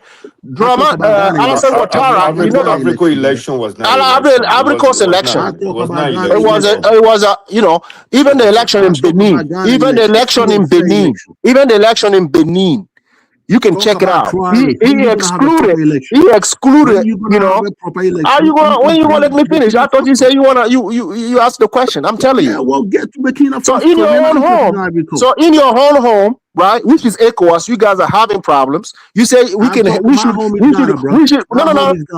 man, I get you, Louis. You talk about, you mentioned ECOWAS. Let me address ECOWAS in our Louis, let the man finish. Let the man finish because you was. I'm gonna address ECOWAS and then go to Burkina Faso. I'm gonna land my plane on Burkina Faso. I'm gonna give you that. Do you have a so runway? You see, okay. Do you have a runway? You have one? You got a runway like we have nothing. Airport. You have a runway like that? Okay, CD. Let me ask him a question because the way he speak, right? You see the way he speak, right? Let me checkmate him. Do you know you guys have to use our airspace when you go to Europe? You know that? When you gonna do election? Okay, you know that, right? You know that? You know you gotta use our airspace to go to Europe, right? You know that, right? This guy don't even go back home. He never visited Africa. Forget about it. Shut up, CD. You too poor. You don't even know He's living somewhere in England. You know. Listen. If the Sahel close the airspace, if the Sahel, Mali, Burkina, and Niger, if we close our airspace. You know how much we're going to affect air traffic? Do you know that? Okay, I'm getting to it. So when you going to do the election? Tell us. You have election in your home? We don't want no election, bro. We don't want no election. You shut down your opposition party. No. Louis, listen. Louis, we don't want an election. Jamaicans don't want an election in Burkina Faso. We don't want an election. Why not? Why not? Because we believe in what Traore is doing. When it's time for election, then when yes. When they were finished. Okay. When it's time for election, yes. But not now. We don't want no election. I mean, Louis, look at Ukraine. Look at Ukraine.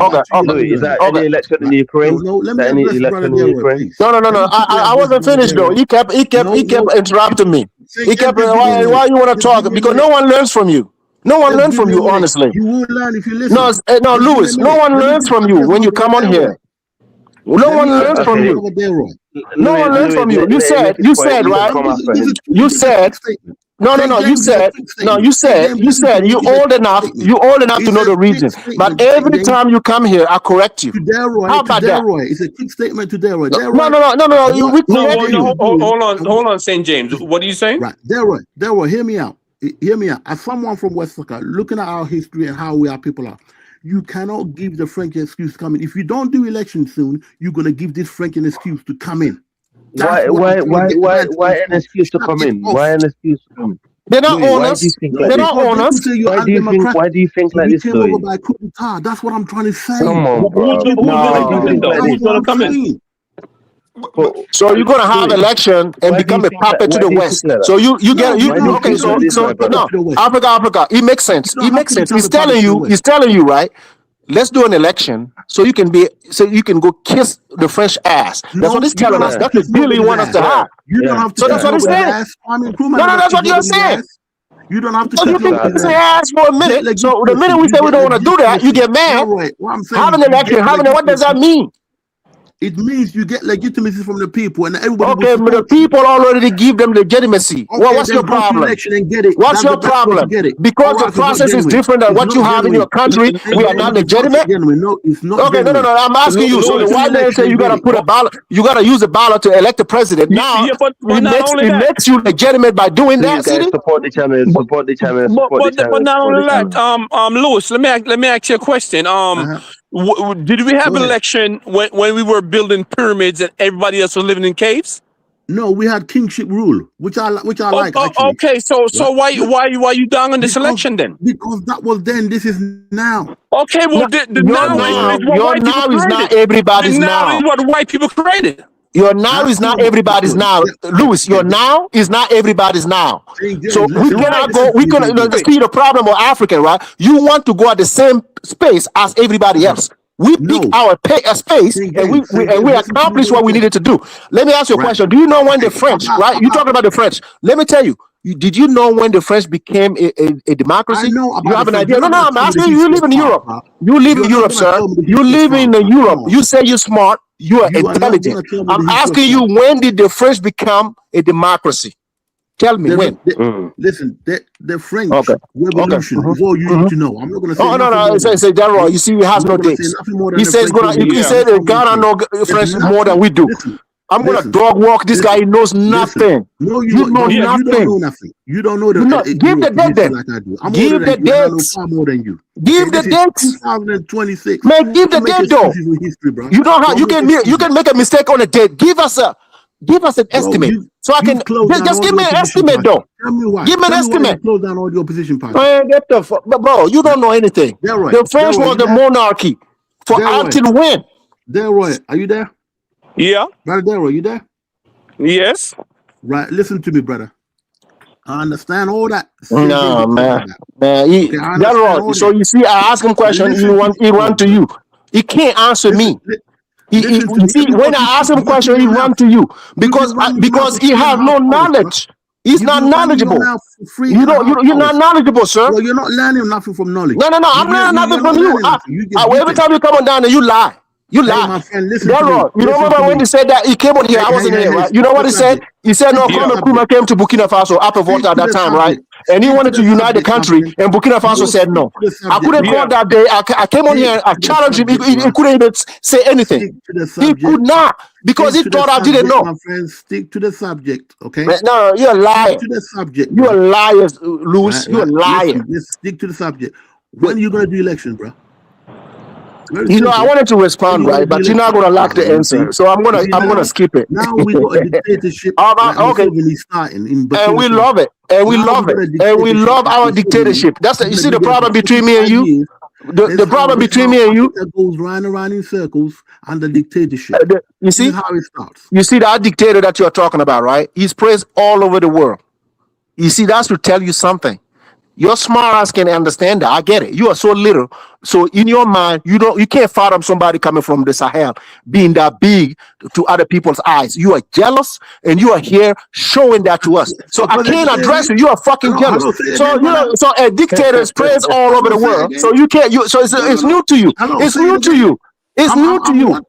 You're fucking jealous. That's what I'm saying. You're a jealous motherfucker. So that's what it is. You are. No, jealous of what? You're fucking. I don't know. Go back home. You've been there for 50 years. You don't know? You are go back home. So you're fucking loser.